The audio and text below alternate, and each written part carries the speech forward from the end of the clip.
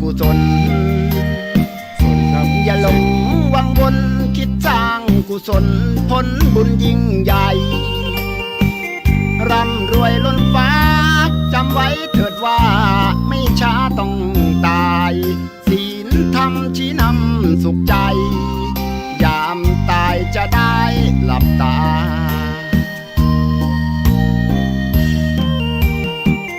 สัพพะ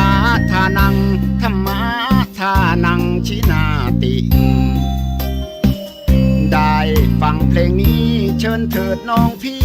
อย่าได้รอช้าให้ทำเป็นทานสารต่อกุศลผลเวทนาชาตินี้หรือว่าชาติหน้าเกิดมาดวงตาเห็นธรรม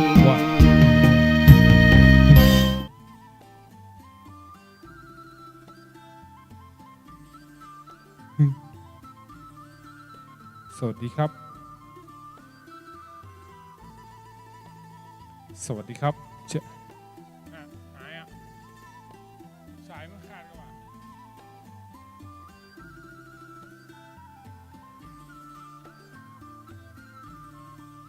เหลืองอ่ะ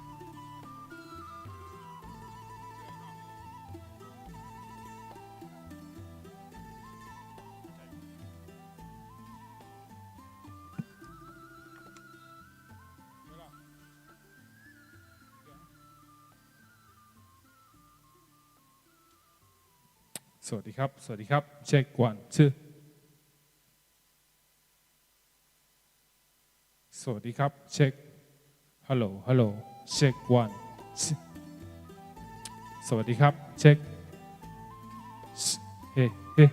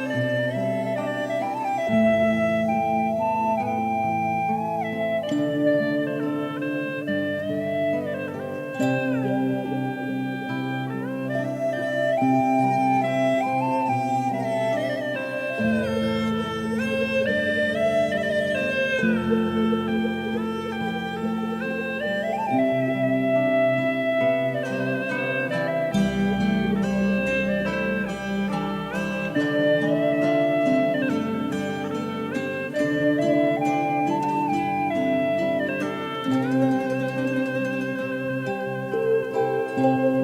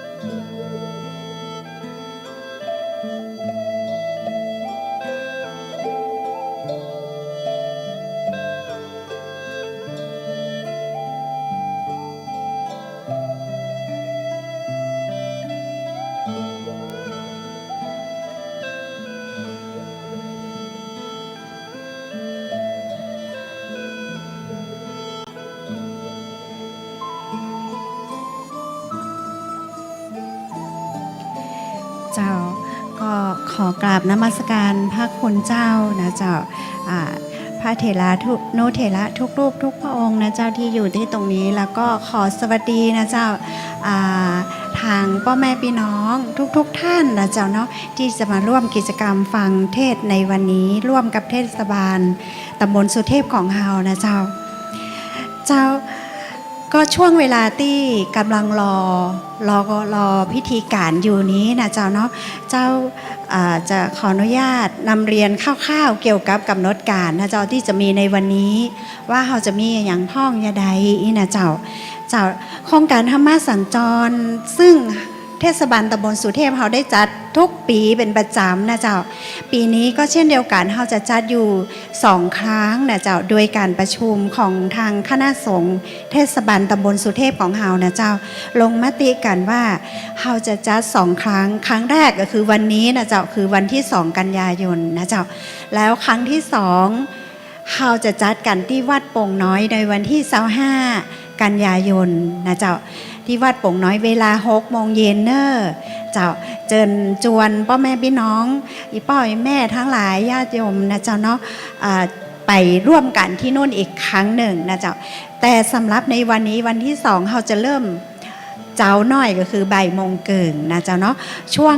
ทำไมเราถึงจัดเจ้าก็เนื่องมาจากว่าเราต้องการที่เนื่องจากว่าวันนี้เป็นวันศีลใหญ่นะเจ้าเนาะบางวัดบางที่ก็จะเป็นการตักบาตรตั้งแต่เที่ยงคืนแต่คืนละเป็นตักบาตรเป่งปูดกันอีนะเจ้าเนาะแต่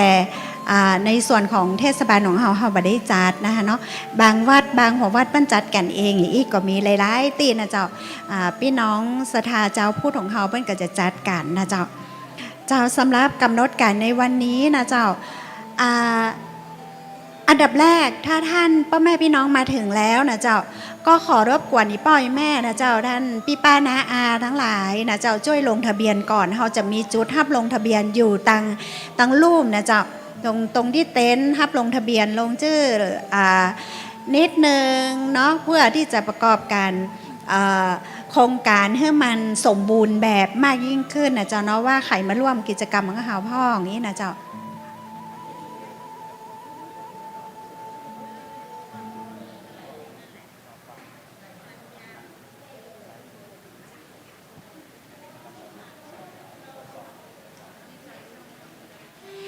เจ้าเนาะหลังจากลงทะเบียนแล้วก็เดี๋ยวขอเจอหนีพ่อแม่ญาติพี่น้องทั้งหลายนะเจ้าเขาจะแยกนั่งนิดหนึ่งนะเจ้าเพื่อความสะดวกแก่ผู้สูงอายุวันนี้เนี่ยเขาจะมีผู้สูงอายุและผู้ด้อยโอกาสที่จะมารับของ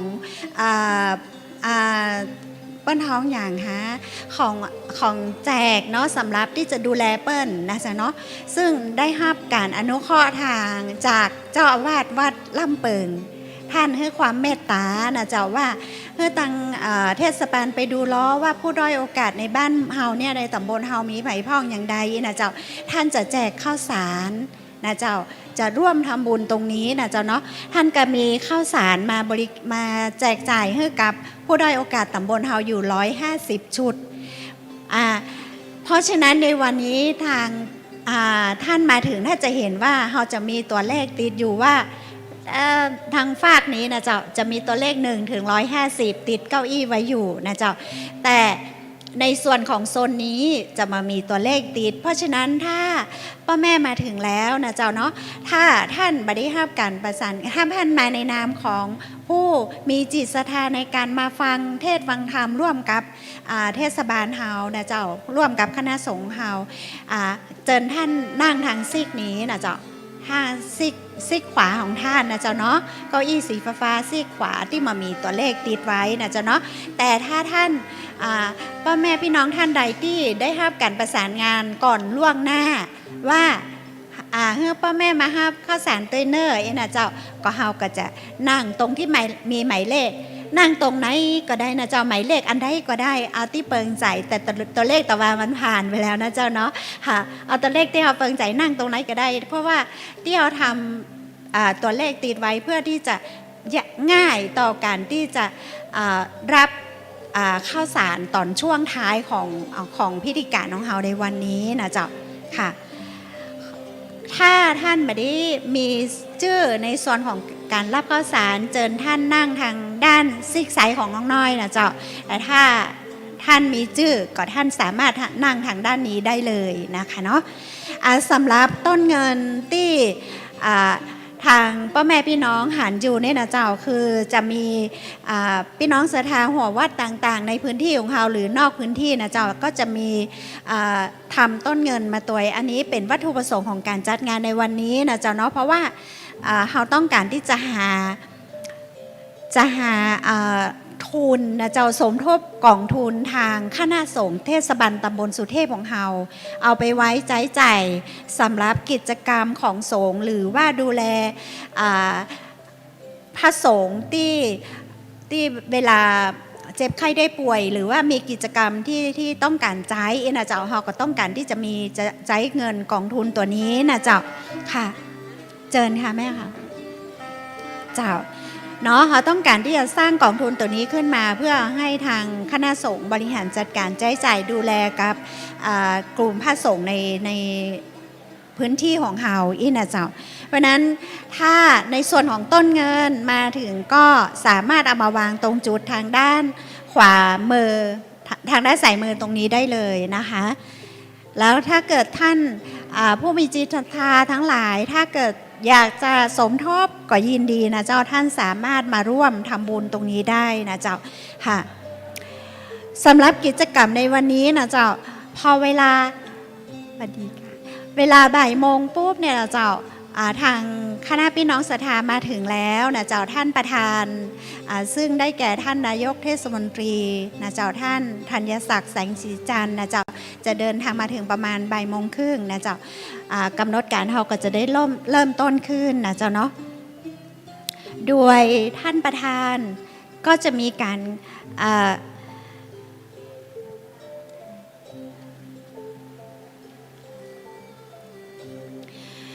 ก็จะมีการถวายพระพรชัยมงคลแด่พระบาทสมเด็จพระเจ้าอยู่หัวก่อนนะคะอันนี้ก็เดี๋ยวทางพิธีกรเนี่ยจะมีการซักซ้อมตังพ่อแม่พี่น้องแหมครั้งหนึ่งนะเจ้าเนาะหลังจากนั้นก็จะเป็นการกล่าวเปิดงานโดยท่านรองนายกเทศมนตรีแล้วก็เปิดงานโดยท่านนายกนะเจ้าหลังจากนั้นก็จะมีการฟังเทศวันนี้นะเจ้าเราได้รับความเมตตาจากพระท่านอยู่วัดรอบโมลีนะเจ้าพออุ้ยจีถ้าจะโหจักกันโมดแล้วเนาะเพราะว่าท่านเสียงดีมากๆเลยนะเจ้าเนาะน้องเองก็เคยได้ยินท่านเทศละเป็นม่วนนะเจ้าวันนั้นไปฟังที่วัดพระธาตุดอยสุเทพนะเจ้าม่วนขนาดแต่วันนี้ท่านก็ได้เ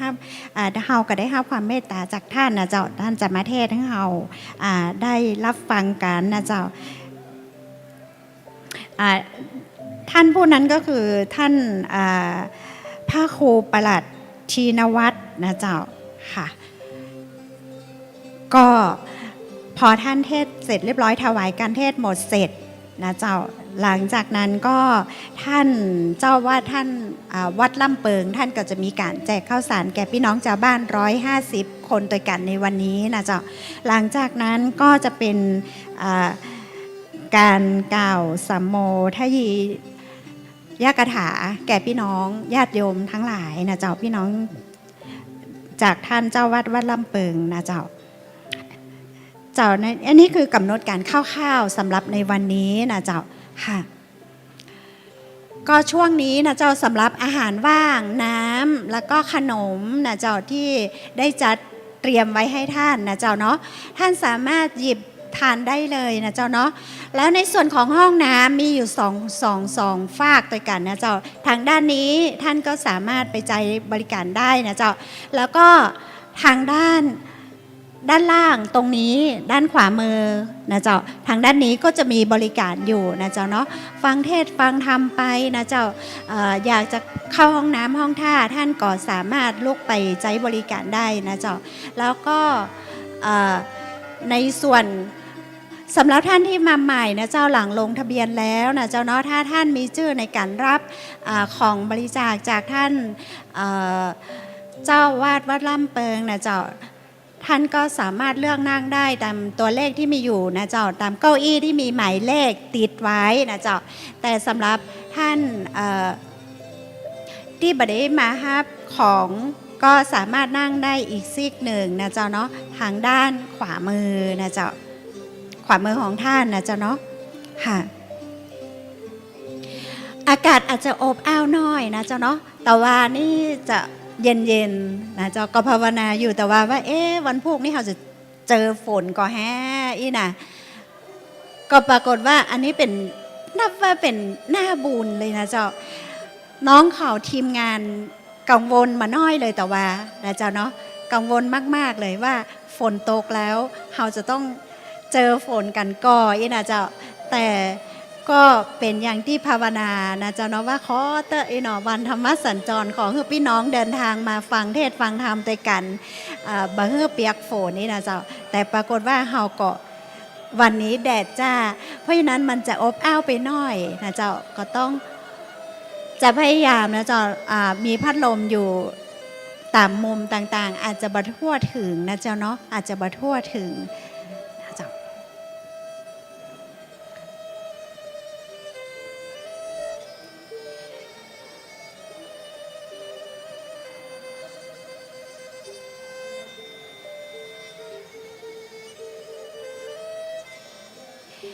ในวันนี้นะเจ้านอกจากพี่น้องศรัทธามาจากหัววัดต่างๆนะเจ้าทางเทศบาลก็จะเชิญชวนผู้สูงอายุที่เป็นนักเรียนของเรานะเจ้านักเรียนของเรามีอยู่4รุ่นด้วยกันเนาะโรงเรียนผู้สูงอายุของเราได้จัดโครงการให้ผู้สูงอายุมาร่วมเรียนรู้ด้วยกันนี่นะเจ้าก็จะมีผู้สูงอายุอยู่4รุ่นที่จะมาร่วมกับพี่น้องศรัทธาตัวเช่นเดียวกันนะเจ้ากำเดียวถ้าจะเดินทางมาละทยอยกันมานะเจ้าเนาะค่ะ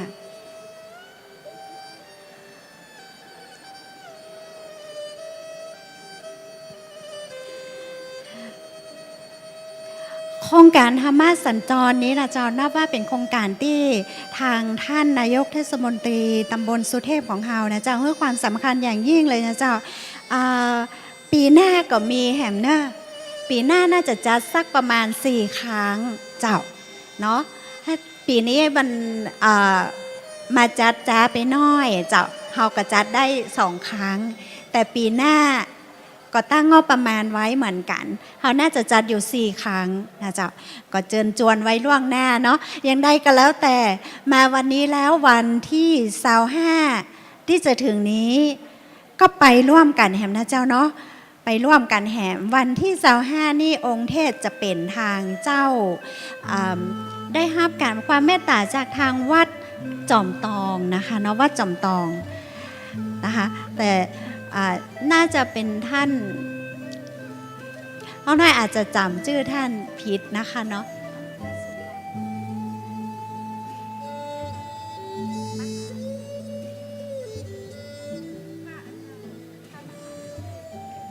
ที่แน่ๆคือเป็นพระนักเทศน์100 เสียงนะเจ้าที่วัดจอมตอง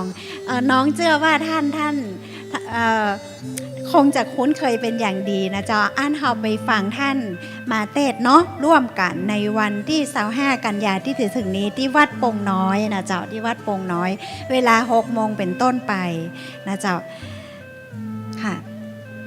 ใครจะถ่ายรูปจะได้กดเจิญนะเจ้าช่วงนี้อย่างว่างๆอยู่นะเจ้าเนาะกลับไปเป็นอย่างนะเจ้าถ่ายรูปเก็บไว้เป็นที่ระลึกนะเจ้าเนาะค่ะ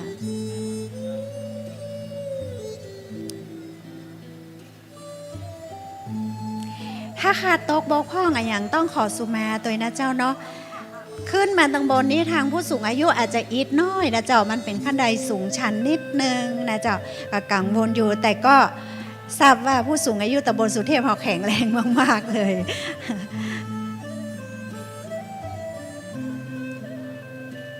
เราเวลานิดหนึ่งนะเจ้าเนาะหอนนิดหนึ่งกินน้ำกินเบรกนะเจ้าถ้าน้ำแบบปอจะได้ก็ยกมือได้นะเจ้าทางเจ้าหน้าที่กองการศึกษาเทศบาลสุเทพของเราพร้อมบริการนะเจ้าวันนี้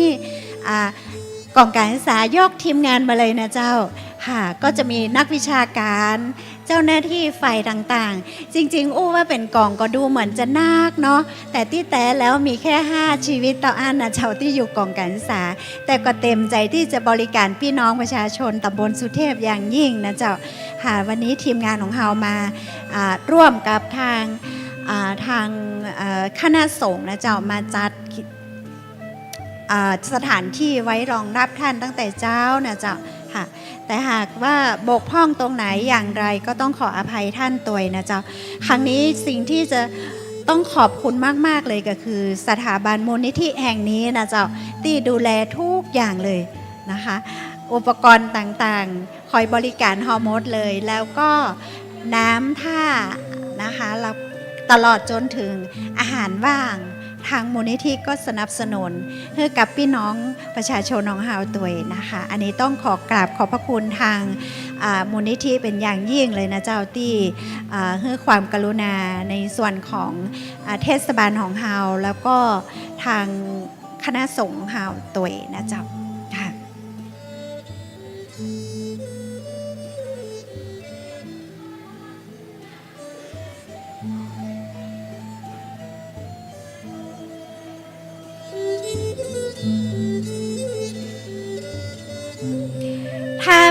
ถ้าอันคุณพ่อคุณแม่บ่ได้ติดแมสมานะเจ้า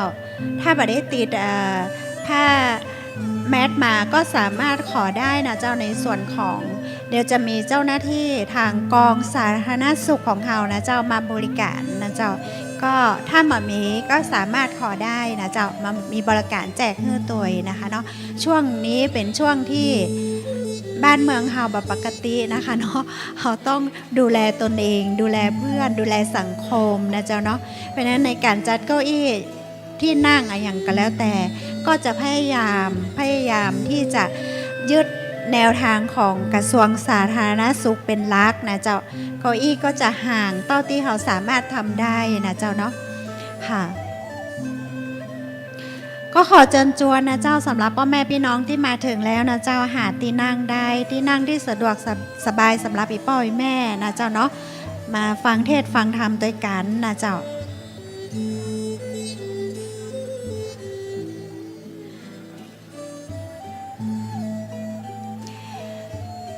ใครมาจากโรงเรียนผู้สูงอายุพ่องแล้วเจ้าแม่แล้วแม่ก่อนคะอ๋อมาแล้วรุ่นไหนเจ้าแม่หวัดดีเจ้ารุ่นสี่เพิ่นมาถึงเลยวันนี้เรียนกันอยู่เนาะตอนบ่ายนี้ก็เป็นเรื่องของพุทธศาสนาไปนะเจ้าเนาะค่ะแต่เชื่อว่ารุ่น1 2 3ก็น่าจะมานะเจ้าแต่ว่ารุ่น4เขากำลังเปิดเรียนอยู่อันนี้ก็ขอประชาสัมพันธ์ให้ตังผู้สูงอายุตั้งหมดนะเจ้าถ้าเวลาเทศบาลเขาเปิดเรียนเป็นรุ่นไปก็ไปสมัครเรียนด้วยกันได้นะเจ้าไม่ได้คาดหวังว่าจะต้องไปเอาความรู้เยอะแยะมากมายแต่สิ่งที่เขาคิดว่าที่เขาอยากได้ก็คือทำให้ผู้สูงอายุของเขานะเจ้าได้พบปะกันได้รู้จักกันเมื่อก่อนนี้ต่างคนต่างอยู่เนาะหมู่บ้านแต่ละ13หมู่บ้านน้องเชื่อว่าโรงเรียนผู้สูงอายุของเขาทำให้ท่านรู้จักกันได้จากที่บ่เคยรู้จักกันเลยอย่างนี้นะคะเนาะพอมานั่งเรียนตัวกันได้รู้จักกันอยู่หมู่นั้นอยู่หมู่นี้นะเจ้าแล้วก็มาทำกิจกรรมร่วมกันทำให้เกิดความฮักความสามัคคีในพื้นที่ของเราตัวนะเจ้าอย่างน้อยก็มาทำกิจกรรมวันเวลาว่างอยู่บ้านก็ง่อมเหงาเนาะเขามาทำกิจกรรมร่วมกันอันนี้ก็เป็นการเปิดพื้นที่ให้กับผู้สูงวัยนะเจ้าในพื้นที่ของเราได้มีโอกาสได้รีแลกซ์ได้มาพบปะเพื่อนฝูงนะเจ้าค่ะกิจกรรมที่จัดให้ทางผู้สูงอายุก็หลากหลายขนาดเลยนะเจ้าหลักสูตรแต่ละหลักสูตรปีหน้านี่ท่านนายกก็เน้นย้ำให้ไปคิดหลักสูตรใหม่เอามาต่อยอดหลักสูตรเก่าทำอย่างไรให้เป็นไปจัดทำหลักสูตรให้น่าสนใจเพื่อผู้สูงอายุได้ประโยชน์มากที่สุดนะเจ้าทางทีมงานกองสวัสดิการสังคมก็ตอนนี้กำลังไปกึดกันขนาดนักจะไปทำหลักสูตรใหม่นะคะเนาะที่จะเอามาเปิดสอนในปีงบประมาณ 2564 ซึ่งจะเริ่มตั้งแต่1 ตุลาเป็นต้นไปนะคะเนาะก็ รอฟังข่าวทางเทศบาลจะประชาสัมพันธ์ไปอีกครั้งหนึ่งนะเจ้าเนาะ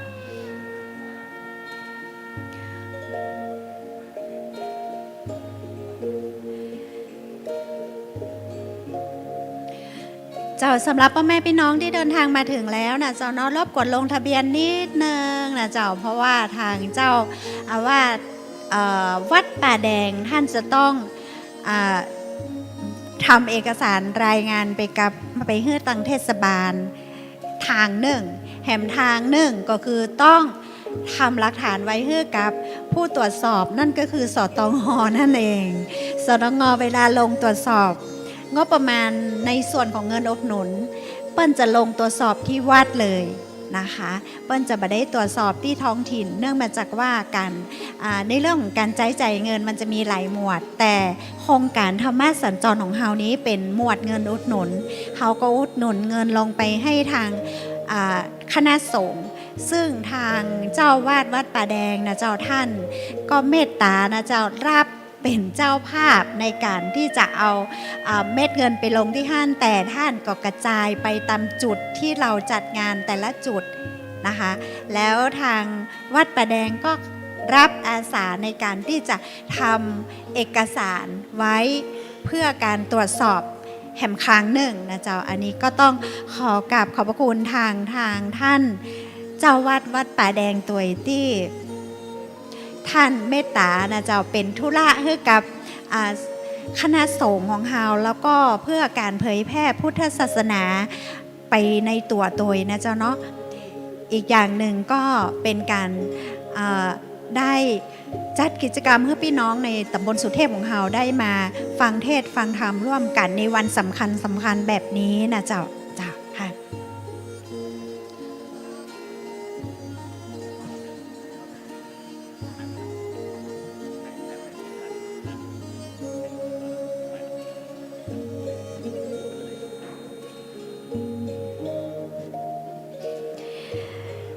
เจ้าแฮมสักครู่นะเจ้าพิธีกรประจ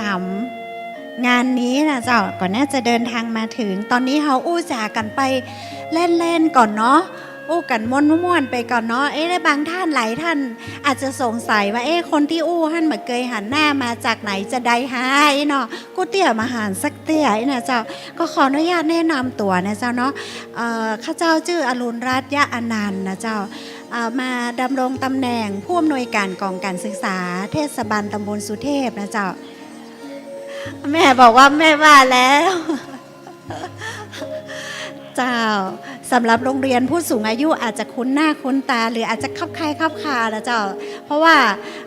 ตัวน้องเองอาจจะไปร่วมกิจกรรมเป็นบางครั้งตอนเปิดนะเจ้าเนาะก็เพิ่งมาย้ายมาใหม่นะเจ้าพ่อแม่เจ้ามาเมื่อวันที่1 กรกฎาคมที่จะถึงที่ผ่านมานี่เองมาได้2 เดือนนะเจ้าย้ายมาจากเทศบาลตำบลหนองตองพัฒนาอำเภอหางดงจังหวัดเชียงใหม่ก็บักใกล้บักไก่เนาะเป็นพี่น้องอำเภอใกล้เคียงกันนี่เองนะเจ้าก็ได้รับความเมตตาจากทางเทศบาลตำบลสุเทพเพื่อตัวข้าเจ้าได้มาเฮียนโหงานมาให้ประสบการณ์ที่ดีๆจากเทศบาลตำบลสุเทพนะเจ้าพอมาถึงแล้วต้องมนเลยเจ้าเพราะว่าได้ขึ้นไปบนดอยสุเทพพอมาถึงบันทึกขึ้นไปเลยนะเจ้าขึ้นไปที่ดอยปุยนะเจ้าไปดูแลในเรื่องของที่ห้านเราจะมีศูนย์พัฒนาเด็กเล็กอยู่นะเจ้าเนาะก็รู้สึกดีใจนะเจ้าที่ได้มาฮับใจพี่น้องตำบลสุเทพของเฮานะเจ้าเนาะก็ภาวนาตัวเองว่าจะทำหน้าที่ให้ดีที่สุดแต่อย่างไรก็แล้วแต่ถ้ามีอย่างแนะนำยินดีนะเจ้าหรือห้องน้องเล่นๆห้องง่ายๆก็ได้นะเจ้าถ้าชื่อยาวนี่เปิ้นก็จะบ่ค่อยจำกันเนาะชื่อค่อนข้างจะยาวชื่อห้องว่าน้องน้อยก็ได้นะเจ้าหาชื่อเล่นว่าน้อยนะคะเนาะค่ะก็ยินดีรับใจที่ทำงานอยู่เทศบาลนะเจ้าเนาะอยู่กองการศึกษาอย่างที่นำเรียนไปแล้วว่ากองการศึกษามีเจ้าหน้าที่อยู่5 คนคอยบริการงานด้านการศึกษาศาสนาวัฒนธรรมประเพณีกีฬานันทนาการนะเจ้าเนาะของเทศบาลของเฮา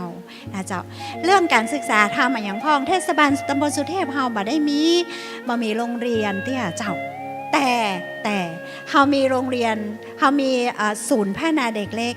มี3ศูนย์ด้วยกันนะเจ้ามีศูนย์อยู่ด้านล่างนี่1ศูนย์ละอ่อนจัดมากนะ100ป่ายนะเจ้าแล้วก็บนดอยปุยแหมศูนย์1แล้วก็บนดอยปั้นห้องศูนย์พัฒนาเด็กเล็กสุเทพน้องอาจจะจำชื่อบ้านนั้นยังไม่ได้แต่ว่าจะอยู่ที่ดอยสุเทพ10แต่ศูนย์ที่ดอยปุย10นะเจ้าค่ะก็อันนี้ในเรื่องของการศึกษานะเจ้าแต่อย่างไรก็แล้วแต่ในพื้นที่ของเรามีโรงเรียนสพทอยู่ตั้ง5โรงนะเจ้า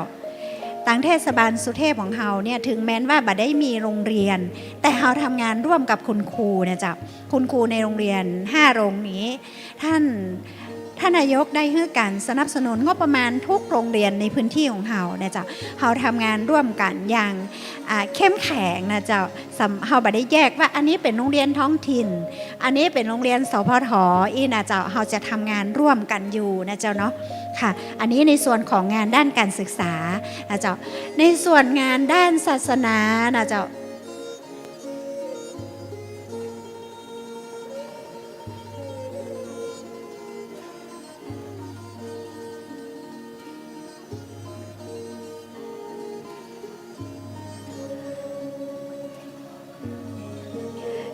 เจ้าเอาล่ะตอนนี้เราอาจจะฟังในส่วนของการจากันเพื่อฆ่าเวลาไปก่อนนี้นะเจ้าเนาะแต่ว่าตอนนี้ทางคณะสงฆ์ท่านจะมีพิธีกรรมนะเจ้าเนาะมีพิธีกรรมนิดหนึ่งทีนี้ก็จะขอโอนไมค์ตรงนี้ให้ทางคณะสงฆ์นะเจ้าเนาะค่ะเดี๋ยวเจิญพ่อแม่พี่น้องร่วมพิธีกรรมทางคณะสงฆ์นะเจ้าค่ะ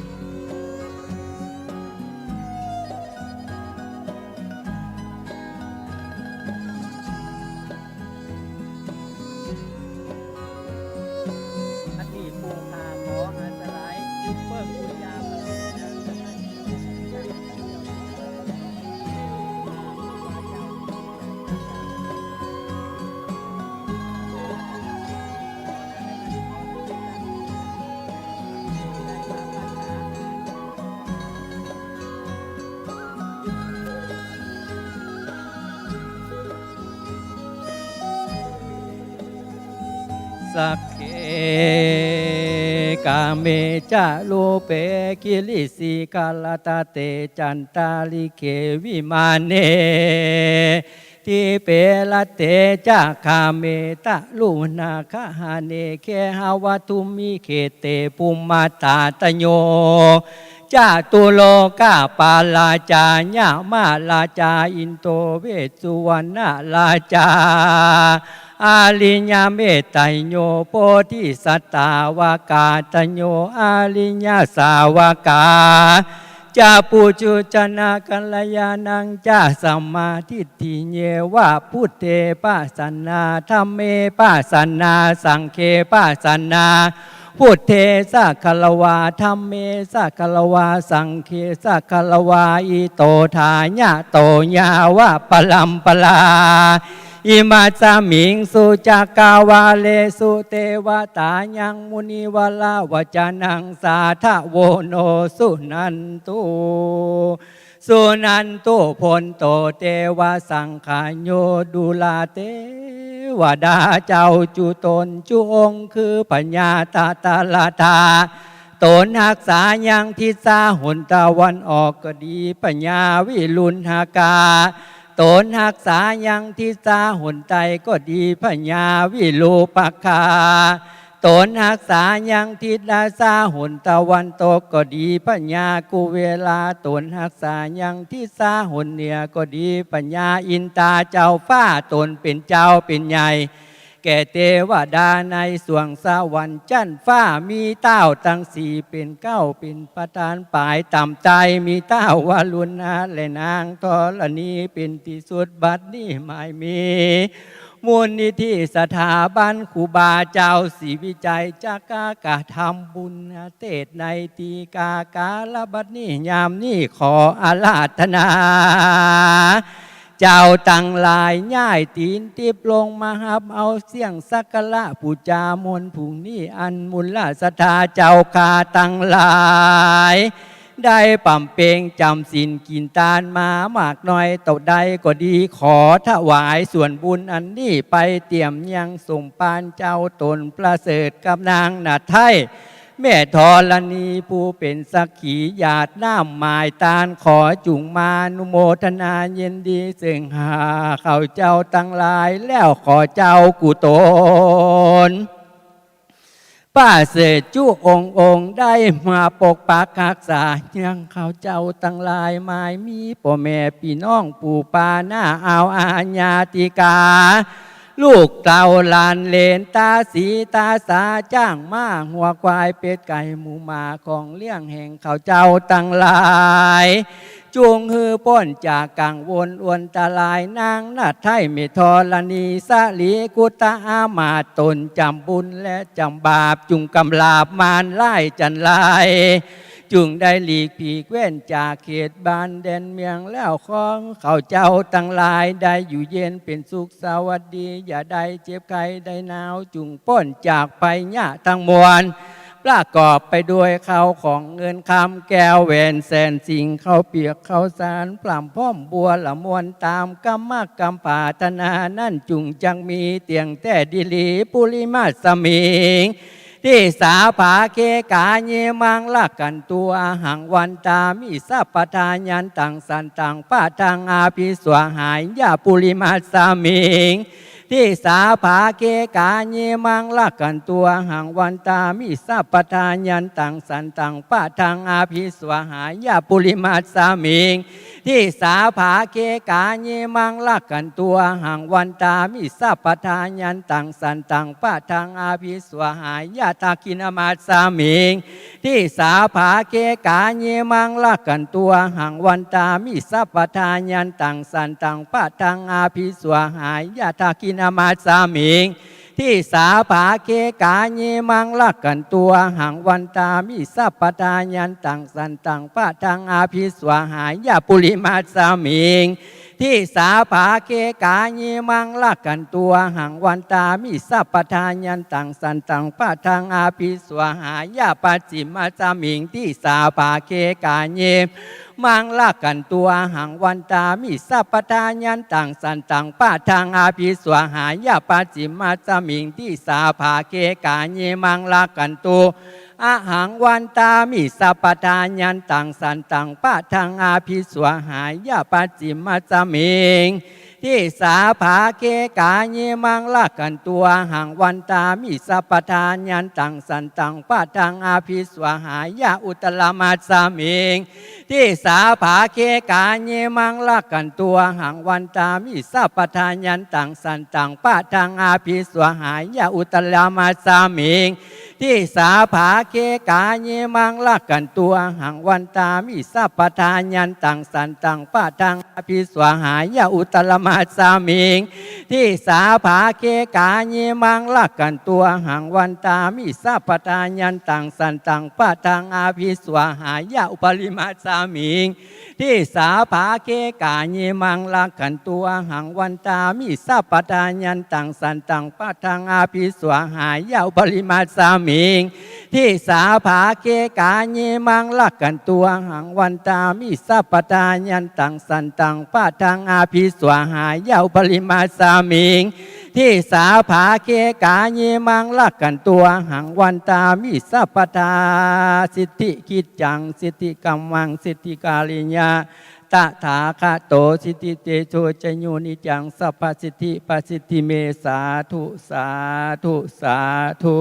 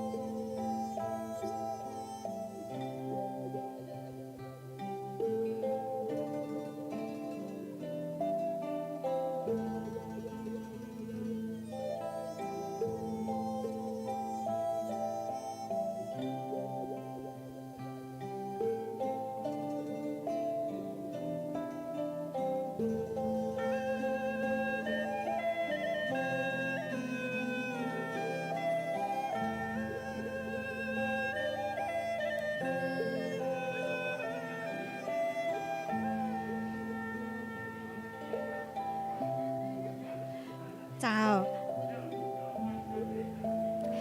อ๋อตอนนี้นะเจ้าเดี๋ยว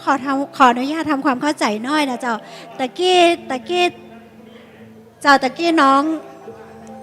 ได้สื่อสารกับตังพ่อแม่พี่น้องว่าถ้าในส่วนของผู้สูงอายุที่จะมารับข้าวสารเราจะมีเลขติดเก้าอี้ไว้นะเจ้าแต่ตอนนี้นะเจ้าตอนนี้นะคะเนาะเราอาจจะมีการปรับเล็กน้อยนะเจ้าเนาะซึ่งทางพ่อแม่พี่น้องที่มาถึงถ้าบ่มีที่นั่งนะเจ้าท่านสามารถนั่งตรงส่วนของตัวเลขที่ติดไว้ถึงแม้ว่าท่านอาจจะไม่ใช่กลุ่มเป้าหมายที่มารับของข้าวสารนะเจ้าเนาะก็สามารถมานั่งตรงนี้ได้นะคะเนาะบ่เป็นหยังแต่ถ้าเกิด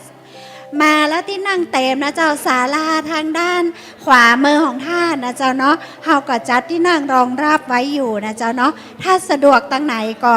ขอเชิญตามสะดวกนะเจ้าเนาะเชิญตามสะดวกนะคะไม่ต้องกังวลนะเจ้าเนาะมีที่นั่งมีจัดเตรียมไว้รองรับท่านพอเพียงแน่นอนสำหรับในวันนี้นะเจ้า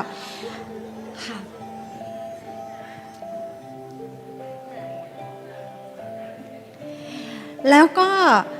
สำหรับน้ำนะเจ้าแล้วก็อาหารว่างที่จัดบริการไว้นะเจ้าก็สามารถดื่มกินได้เลยนะเจ้าเนาะเพื่อที่จะแบบเบื่อค่าเวลานะเจ้าเนาะอาจจะหิวอาจจะอยากกินน้ำอยากกินข้าวหรือว่าอะไรก็แล้วแต่สามารถเราจะมีบริการ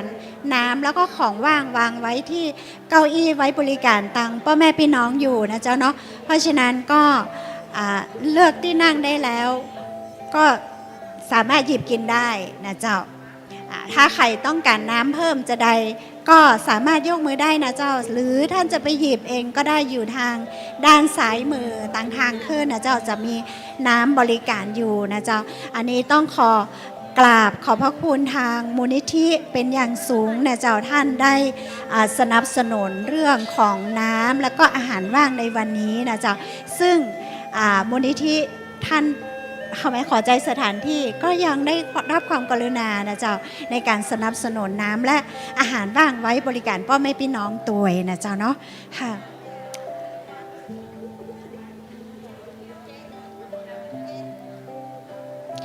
อาจจะฮ้อนน้อยหนึ่งนะเจ้าเนาะแต่ว่าฝนโปรยปลายมาวันนี้ก็ใบอยากจะให้ฝนมันตกเนาะกว่าพ่อแม่พี่น้องจะมาสะดวกสบายแต่ปรากฏว่าฟ้าเป็นใจอันนี้แหละเปิ้นฮ้องว่าบุญนะเนาะเขาจะมาทำบุญร่วมกันล่อฝนยุดเลยนะคะแต่ว่านี่เหมือนฟ้าหัวเลยเนาะลงมาโอ้นักขนาดนะเจ้าอันนี้แหละเปิ้นฮ้องว่าบุญแต่เลยนะเจ้าเนาะบุญกินบุญทานบุญที่เราจะต้องร่วมกันสร้างต่อไปในอนาคตนะเจ้าเนาะ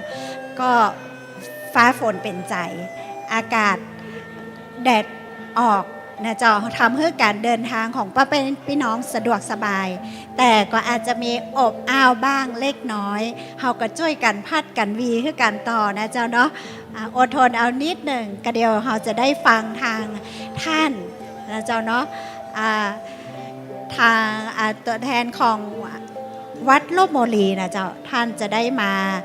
เทศน์ให้เราได้รับฟังในวันนี้นะเจ้าเนาะแล้วก็ทางคณะสงฆ์ของเทศบาลตำบลสุเทพของเรานะเจ้ามาทุกหัววัดเลยนะเจ้า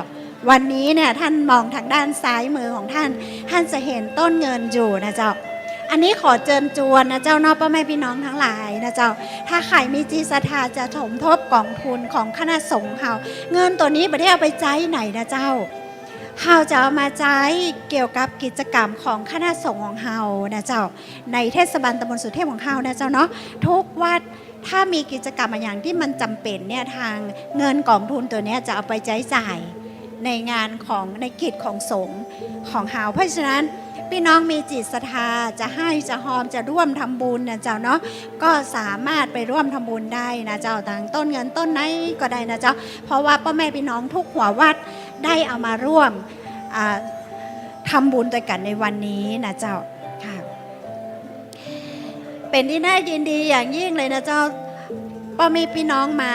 มากหน้าไหลตาเต็มศาลาแฮมบอลโล้นไปจันล่างแฮมนะตั้งลุ่มพวกกระเต็มนะพี่น้องเนี่ยนะเจ้าแล้วก็ยังศาลาทางด้านข้างนี่ก็ว่างเลยนะเจ้าวันนี้น่าจะเป็นหลายพันคนแน่ๆล่ะที่นี่จัดเก้าอี้ไว้เท่าใดข้างบนนี้ประมาณ250ประมาณ250รวมถึงท่านโอ้ตอนนี้ทางท่านเจ้าคณะตำบลท่านมาถึงแล้วนะคะเนาะอันนี้ท่านเพื่อความเมตตากับอโมเฮานักขนาดนะเจ้านะคะเนาะเพราะว่าท่านฮับขันอาสานะเจ้าเป็นที่เป็นเจ้าภาพในการที่จะจัดกิจกรรมธรรมสัญจรให้กับพี่น้องตำบลสุเทพของเฮานะเจ้าตอนนี้ท่านมาถึงแล้วนะคะเนาะแฮมสักครู่นะเจ้าเขาจะเข้าสู่พิธีการนะเจ้าเนาะกำหนดการอย่างที่ยังน้อยได้แจ้งตังพ่อแม่พี่น้องไปแล้วนะเจ้าเนาะแฮมสักแป๊บหนึ่งพิธีกรจำเป็นก็จะได้ลงไปแล้วเนอะพิธีกรตัวจริงเปิ้นก็จะมาแล้วนะเจ้าตอนนี้ท่านมาหามาหรือยังฮะ พิธีกรเสียงหวานนะเจ้าเพราะขนาดเลยท่านมาหาสง่ากระเดียวท่านจะมาละนะเจ้าเนาะกระเดียวท่านจะมาดำเนินการทำหน้าที่เป็นพิธีกรนะคะ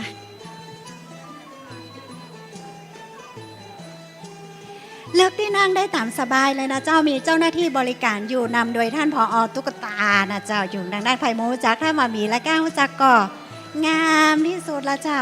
อยู่ทางด้านฝาพอรีบพอเลยปฏิเสธหรือเปล่าไม่หรอกนะคะผอ.ตุ๊กตาอยู่ทางด้านขวามือผู้สูงอายุนี่ขอบคุณค่ะนะคะพอตุ๊กตาบริการอยู่ทางผู้สูงอายุนะเจ้าเนาะสามารถเลือกที่นั่งได้นะเข้าเจิญเข้ามาทางในเลยเจ้าเจิญเข้ามาทางในเลยนะคะลงชื่อแล้วทางกองสาธารณสุขเขากลับมาคัดกรองนะเจ้าถ้าใครมามีเม็ดรับได้จากกองสาธารณสุขเนอะวันนี้เกาะเทศบาลเขามาทุกกองเลยนะเจ้าเขามี5กอง1สำนักนะเจ้าวันนี้มาบริการหมดเลยอันนี้ผอกองช่างท่านพยับนะเจ้าเนาะท่านก็มาอันนี้ท่านทำหน้าที่ตั้งแต่ต้นแล้วค่ะท่านผอพยับมาจัดสถานที่บริการช่วยกับหมอเฮานะเจ้านะคะทางกองสาธารณสุขก็มาคัดกรองทางกองสวัสดิการสังคมก็ช่วยดูแลในเรื่องของผู้ด้อยโอกาสแล้วก็ผู้สูงอายุต่างๆนำผู้สูงอายุมาร่วมฟังเทศน์ฟังธรรมและโรงเรียนผู้สูงอายุของเฮาในวันนี้มาเฮียนเรื่องของพุทธศาสนาโดยกันแล้วเนี่ยเนาะเฮามาเฮียนที่ปุ่นแล้ววันนี้ยกกันนาเพหมดเลยนะเจ้าม่วนอกม่วนใจขนาดเลยนะเจ้าในวันนี้นะคะ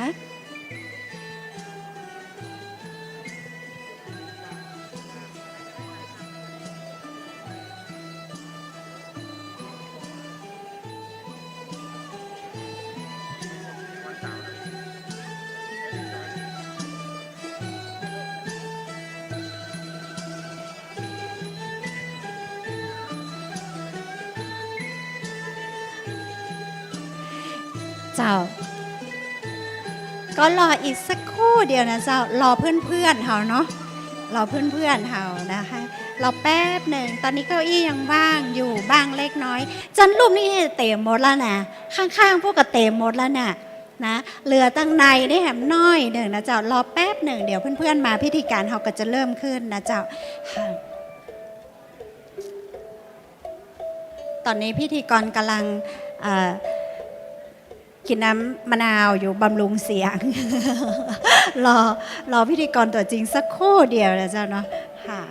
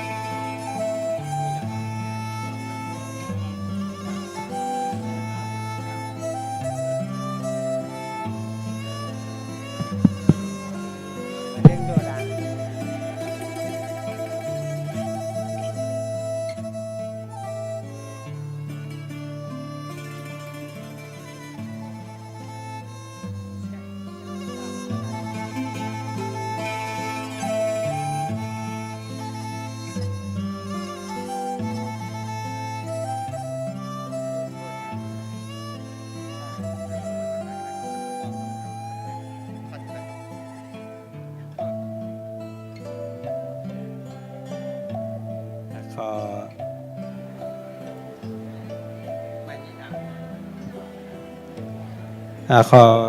กราบไหว้ศาลหลวงพ่อพระครูโคสิทธิ์ปริยัติยาภรณ์หลวงพ่อเจ้าคณะตำบลสุเทพเขตหนึ่งพระเถรานุเถระทุกรูปทุกองค์ขอเจริญพรท่านนายกธัญศักดิ์แสงสีจันทร์พร้อมกับป้อเฉลิมชัยในนามของตัวแทนมูลนิธิสถาบันครูบาศรีวิจัยท่านรองวันเพ็ญแล้วก็ญาติโยมท่านสาธุชนพุทธบริษัททุกท่านปีนี้เป็นครั้งที่สองที่เฮาท่านทั้งหลายได้มาฟังเทศน์ที่วิหารของครูบาศรีวิจัยซึ่งวิหารหลังนี้เฮาแปลงเพื่อที่จะเป็นกตัญญูกตเวทีตานให้ครูบาศรีวิจัยที่เบิ้นแปลงวัดแปลงว่าแปลงถนนหนทางดูแลพระพุทธศาสนาไว้ให้หมู่เฮาเนาะครูบาเปิ้นไปซ่อมวัดนะเพราะว่าครูบาบ่เคยแปลงวัดใหม่ส่วนใหญ่ไปไล่ซ่อมกาเฉพาะไล่ซ่อมนี่บางท่านก็บอกว่ามี100 กว่าวัดบางท่านว่าเป็น200เนาะนับตั้งแต่ท่านเป็นสามเณรเป็นทุเจ้าใหม่ๆซ่อมวัดซ่อมว่ามีสิ่งที่ครูบาแปลงใหม่ที่ยังบ่เคยมีไผ่ทำอยู่ชิ้นเดียวนั่นก็คือหนทางขึ้นพระธาตุดอยสุเทพอันนี้เป็นงานใหม่ที่แบบไปซ้ำไผ่ในเขตของตำบลสุเทพเฮา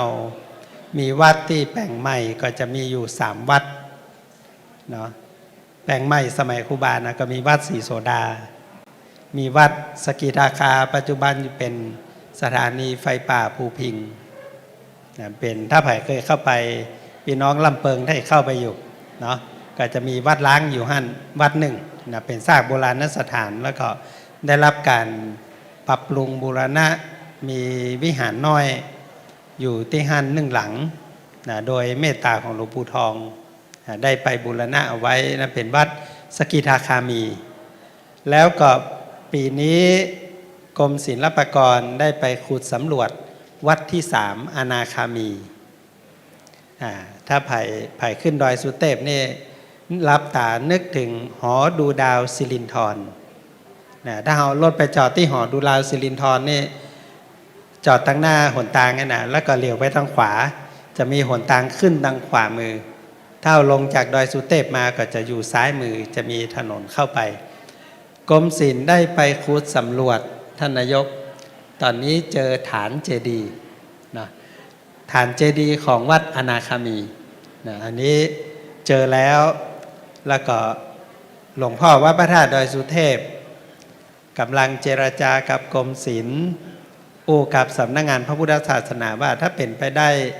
หลวงพ่อจะขอบูรณะพระธาตุให้เต็มครับบอกเพราะว่าพระธาตุที่กรมศิลป์ขุดปะเนี่ย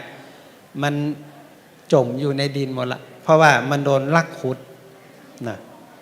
มาหูขโมยที่ไหนนะมันลักขุดนะคำว่าขโมยถึงขี้ลักน่ะพระธาตุนี้จะดวงน้อยกว่าห้อมวิหารนี้นะห้อมกลางนี่นะพระธาตุจะเป็นพระธาตุดวงน้อยๆเคยได้สนทนากับท่านครูบาเทืองวัดบ้านเด่นเพิ่นว่าวัดอนาคามีเนี่ยเป็นความตั้งใจของครูบาศรีวิจัยว่าแปลงก้าพระธาตุก็พอแล้วบะแปลงศาลาท่านนายกบะแปลงศาลาบะแปลงวิหารบะขุดน้ำบ่อบะแปลงนี้สักอย่างเอาก้า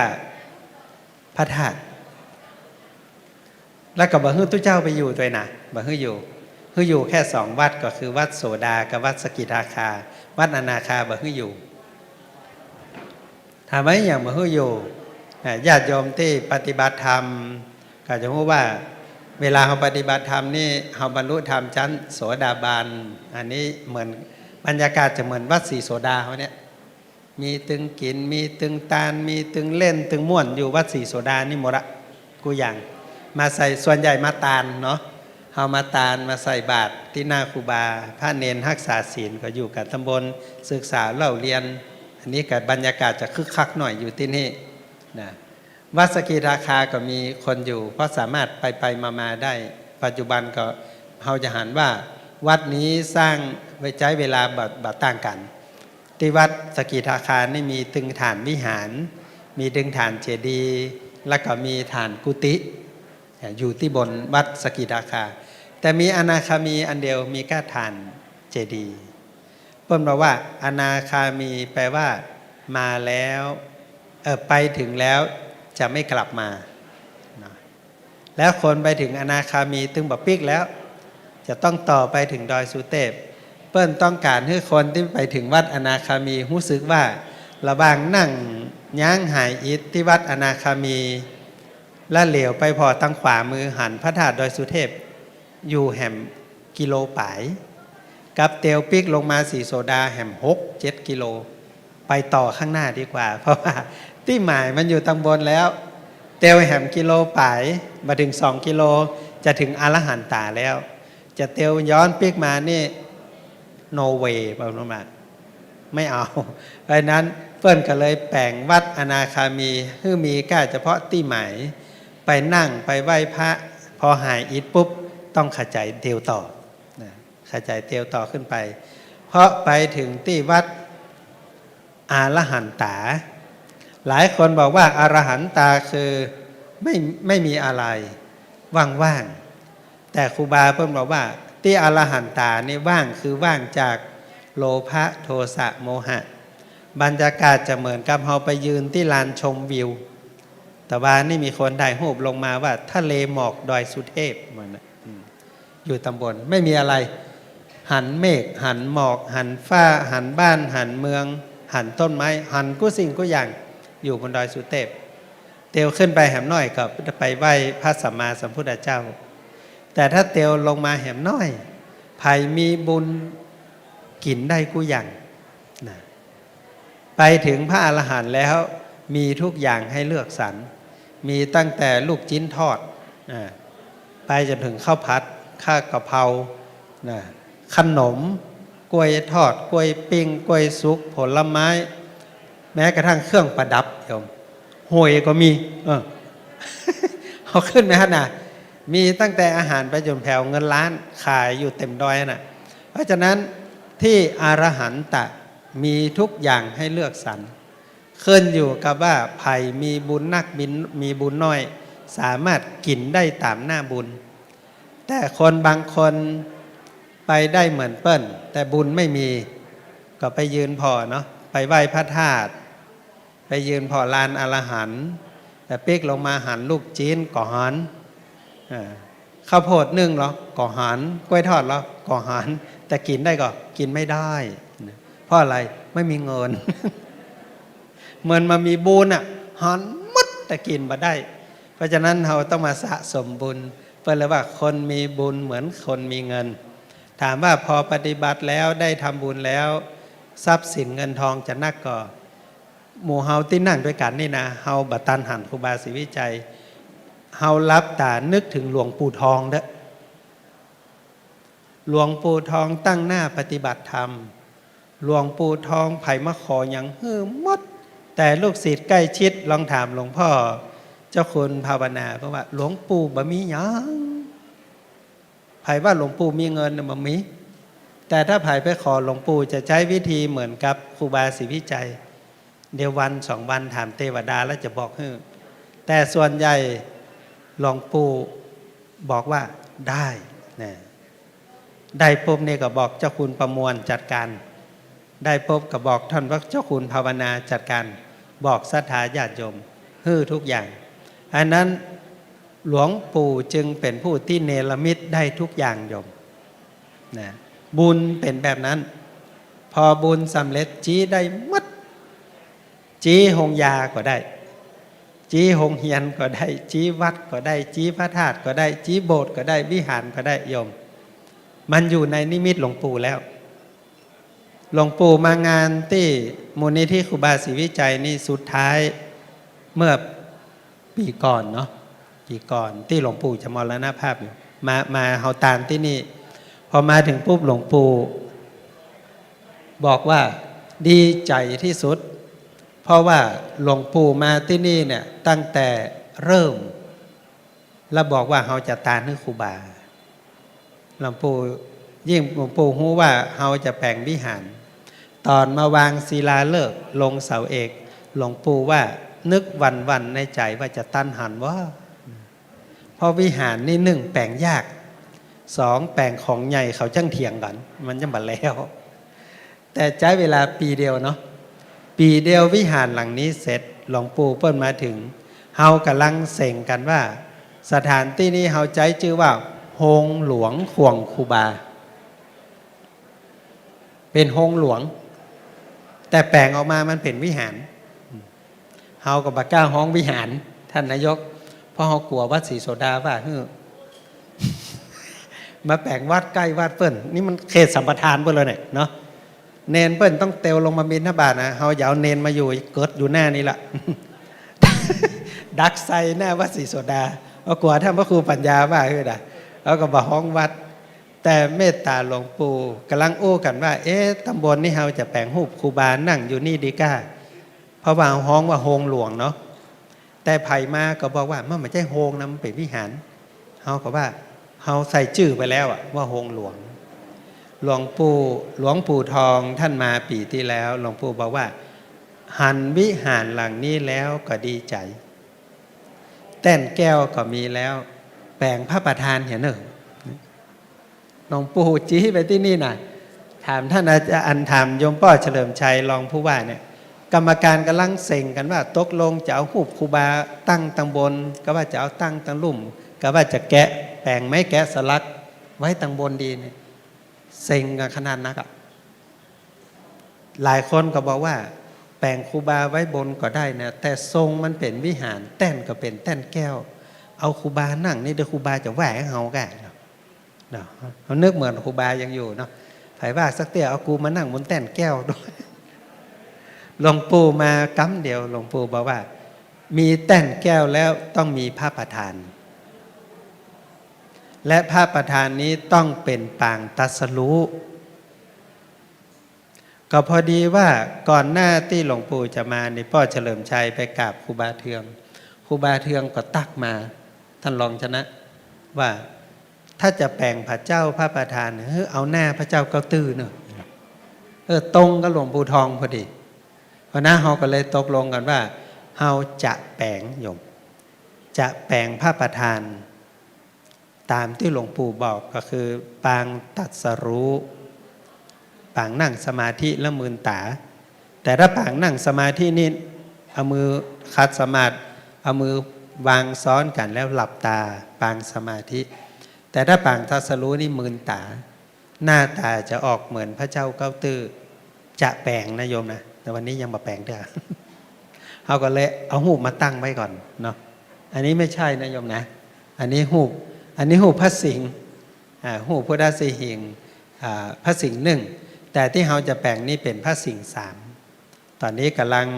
ประชาสัมพันธ์เชิญชวนญาติโยมร่วมทำบุญด้วยกันแปลงพระประธานเพราะนั้นโยมรับตาหันพระประธานนั่งบนนี้เนอะโยมเนอะหน้าตัก3 เมตรสูงประมาณ4 เมตรปลายๆนะนี่ท่านอาจารย์บ้ามหาอภรนั่งรับตาแยงด้วยนะไม่ได้แยงมาได้นะขอพระปาน1 กอง เอามาต่อด้วยกันนี่แปลงพระประธานโยมนี้พระจะนั่งอยู่ตังบนนี้อันนี้เรารับตาหันด้วยกันเนาะว่าถ้าบุญมีปีหน้าประมาณเดือนมกราคมเราจะรอพระประธานอันนี้เป็นยกที่1เราจะรอกันที่นี่เพื่อน้อมถวายเป็นกตัญญูกตเวทิตาตอนหลวงปู่อยู่เฮาอู้กันว่าเฮาแปลงที่นี่ตานฮื้อกับครูบาศรีวิจัยแต่อาตมาว่าวันนี้หลวงปู่ได้เริ่มต้นตัวเฮามาตั้งแต่ต้นเฮาแปลงวิหารหลังนี้ตานเป็นกตัญญูฮื้อครูบาหลวงปู่บอกชื่อวิหารหลังนี้ว่าวิหารศรีวิชัยยานุสรณ์เนี่ยเป็นชื่อวิหารเฮาก็เลยว่าพระพุทธรูปองค์นี้เฮาจะแปลงตานฮื้อครูบาศรีวิจัยแล้วก็หลวงปู่ทองเพราะท่านทั้งสองเป็นพระมหาเถระที่มีเมตตาต่อหมู่เฮาเพราะนั้น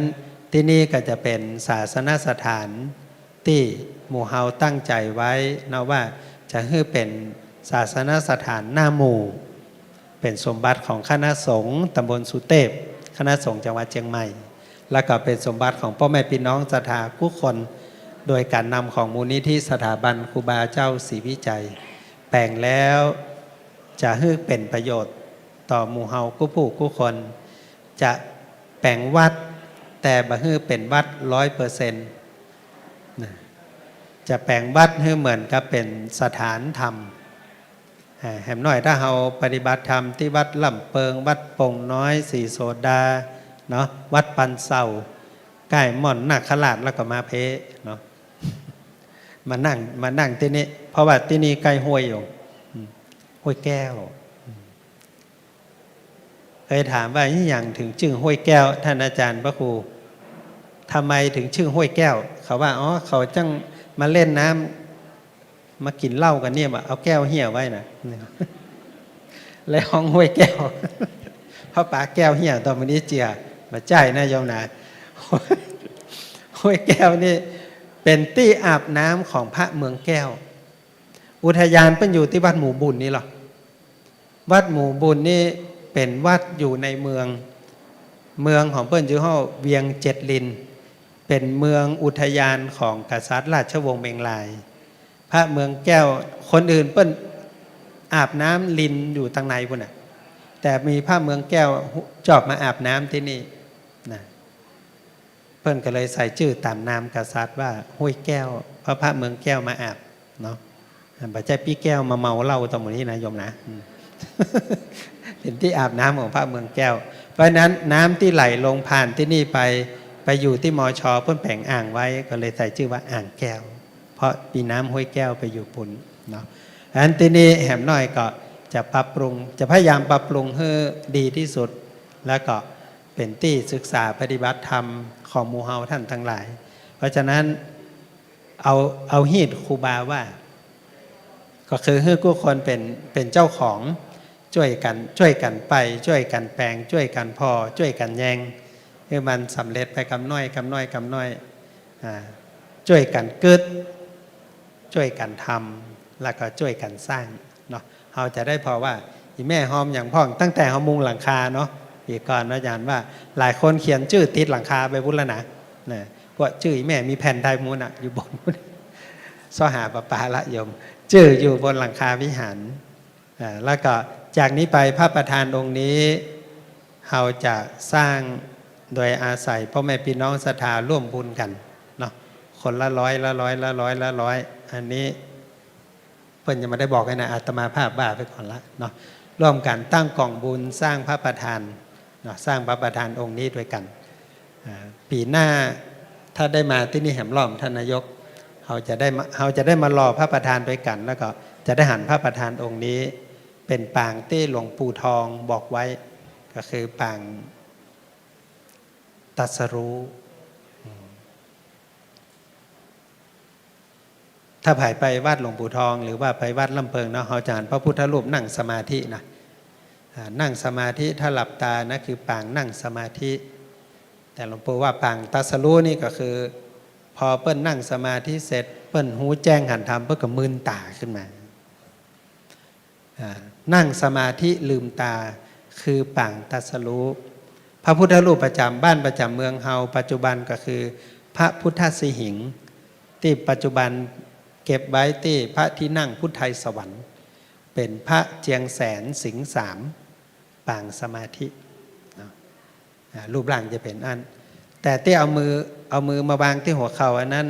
ตอนมืนตาแล้วพญามารมาล่อยเปิ้งก็เลยว่าเปิ้นอยู่ที่นี่มาเมินแล้วที่นี่เป็นบุญของเปิ้นพญามารก็บอกว่าเป็นชื่อมันนะมันเป็นเจ้าของตี้เพราะฉะนั้นจะไล่พุทธเจ้าก็ว่าตี้นี่ตี้เปิ้นตอนมายังมีไผสักคนเปิ้นอยู่ดีมีสุขไล่มาไล่เปิ้นได้อย่างใดเขาพญามารก็บอกว่าตี้ผมนะเจ้าลองถามลูกน้องเอาลูกน้องมาเป็นหมื่นมูลหรอกมวลชนยอมยกมวลชนมาไล่พระพุทธเจ้าคนเดียวพุทธเจ้าอยู่คนเดียวบอกโหจะเอาไผ่แผ่นพยานเลยจี้แผ่นดินว่ากูนั่งที่นี่ตอนกูนั่งกูบอกว่าจะนั่งอยู่ที่นี่จนกว่าจะตรัสรู้เอาที่นี่เป็นหน้าบุญของเฮาบัดเจ้าถามแผ่นดินพอได้เขาอุ้ยมันแผ่นดินอู้มาได้เนาะก็เลยบอกว่าถามแม่ธรณีบ้านเฮาแม่ธรณีเจ้าตีว่าหรอกเนาะ อยู่กุฏิกุฏังนะพอพระพุทธเจ้าเอามือวางที่หัวเข่าจี้แม่ธรณีนางธรณีก็สดขึ้นมามาเมินกันสักทีแม่ธรณีอินเดียก็ไปยังจีนก็ไปยังอีสานก็ไปยังบ้านเฮาก็ไปยังใส่เสื้อพ่องมาใส่พ่องไว้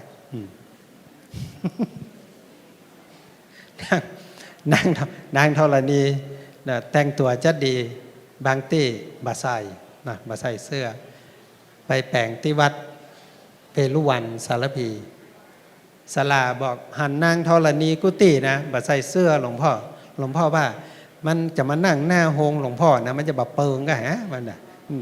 หลวงพ่อก็เลยบอกให้นางธรณีใส่เสื้ออย่างน้อยเลยแปลกตาไปจากคนอื่นหน่อยนะอันนั้นเป็นจินตนาการอยู่เป็นจินตนาการเพราะฉะนั้นการเกิดการสร้างเป็นไปตามจินตนาการของหมู่เฮาขอถวายกันต้อนรับพระเดชพระคุณหลวงพ่อเจ้าคุณพระภาวนาธรรมวิรัตหลวงพ่อนิมนต์ตั้งหน้าเลยครับครับหลวงพ่อรองเจ้าคณะอำเภอเมืองเชียงใหม่เจ้าวาดวัดลำเปิง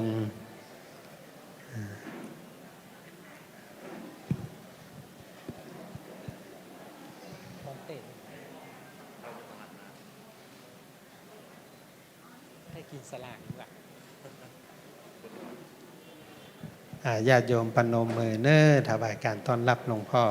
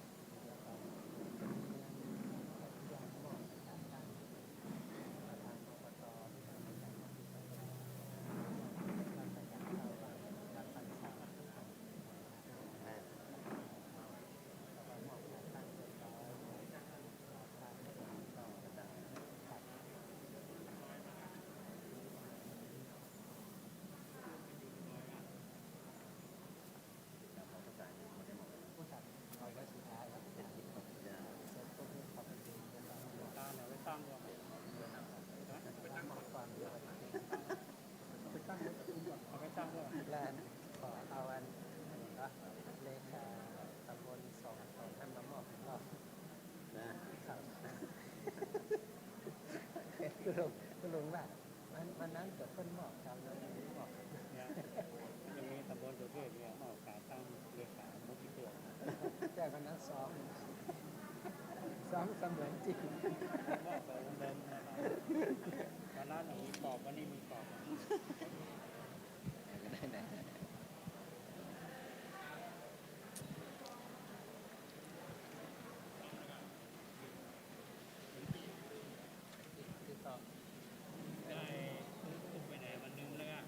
เรื่องครับยังอู้กันอยู่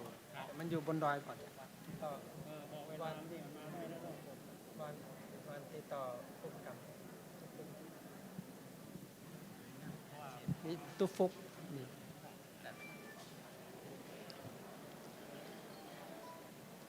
ในก่อนที่เฮาท่านทั้งหลายจะได้เริ่มพิธีกรรมขอแจ้งกำหนดการให้กับพระเถรานุเถระครูบาอาจารย์และก็ทางญาติโยมได้รับทราบว่าหลังจากที่ทุกอย่างพร้อมแล้วเราจะได้ร่วมกันจุดธูปเทียนบูชาพระรัตนตรัยจากนั้นท่านนายกธัญศักดิ์แสงสีจันทร์จะนำหมู่เฮาท่านทั้งหลายได้เปิดโปรยถวายสักการะพระบรมฉายาลักษณ์ของพระบาทสมเด็จพระเจ้าอยู่หัวในหลวงรัชกาลที่10จากนั้นก็จะทำถวายพระพรชัยมงคลร้องเพลงสรรเสริญพระบารมีและก็เพลงสดุดีจอมราชา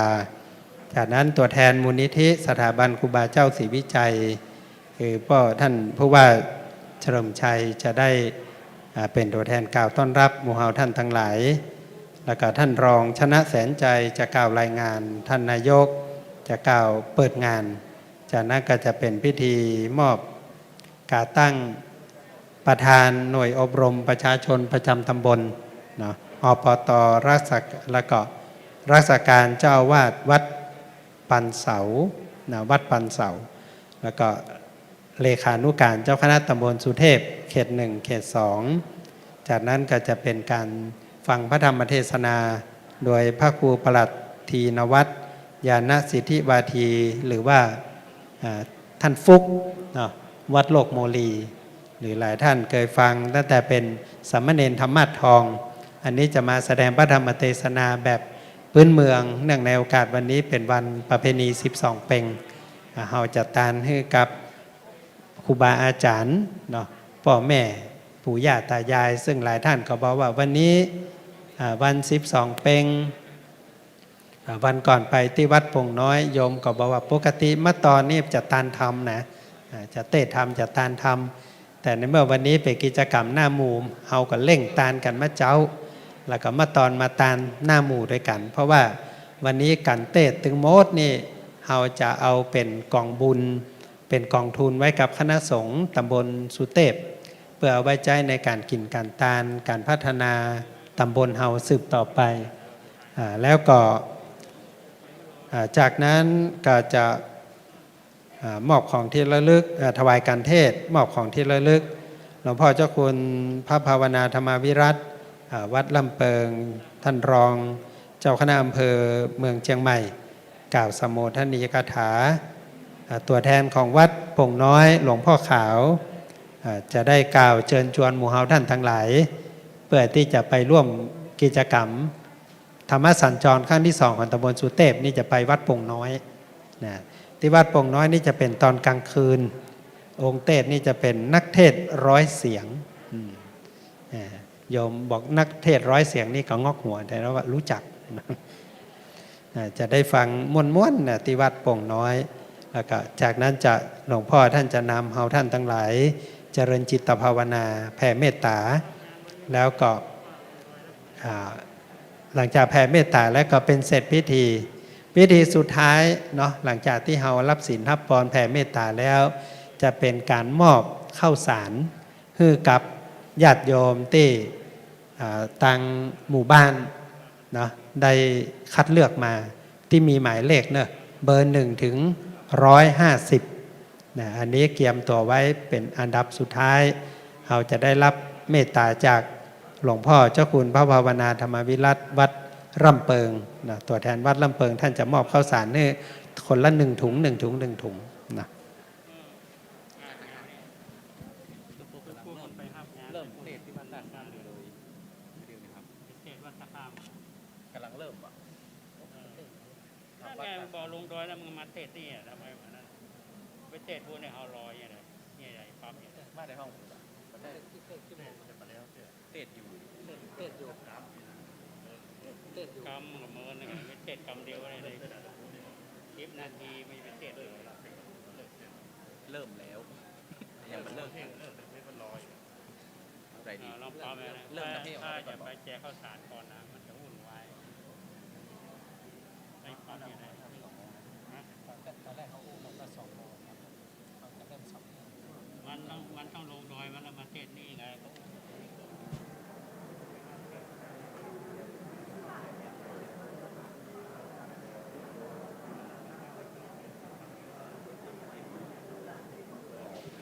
องคิดแล้วก็ได้หลังจากพิธีเปิดพิธีมอบแล้วเนี่ยถ้าจะพูดอย่างก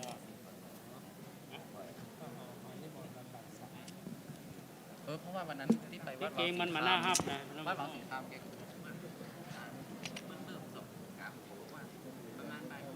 ไปได้ไรเราเพราะว่าเก่งว่าเก่งที่วัดตาข้ามครับเวลานิมนต์มันทำไมมันที่วัดหลวงสิงห์คำนะตอนที่มนต์แกกับพรแล้วไปแกแล้วเมื่อไหร่นี่เก็บไปตีเนาะไปสารปีทำห้อง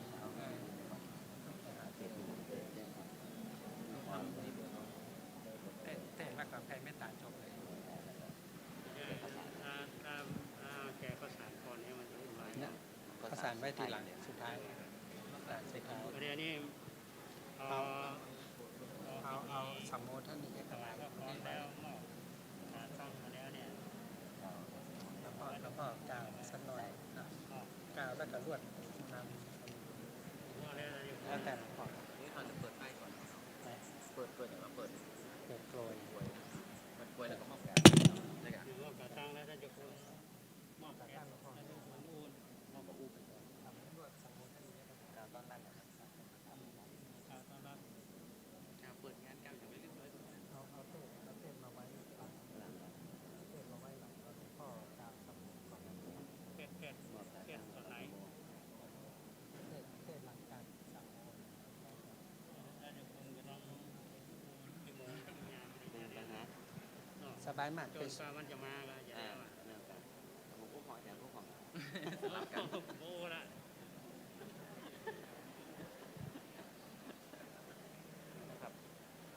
โอ้แย่เลยวันนี้มันเย็นนี้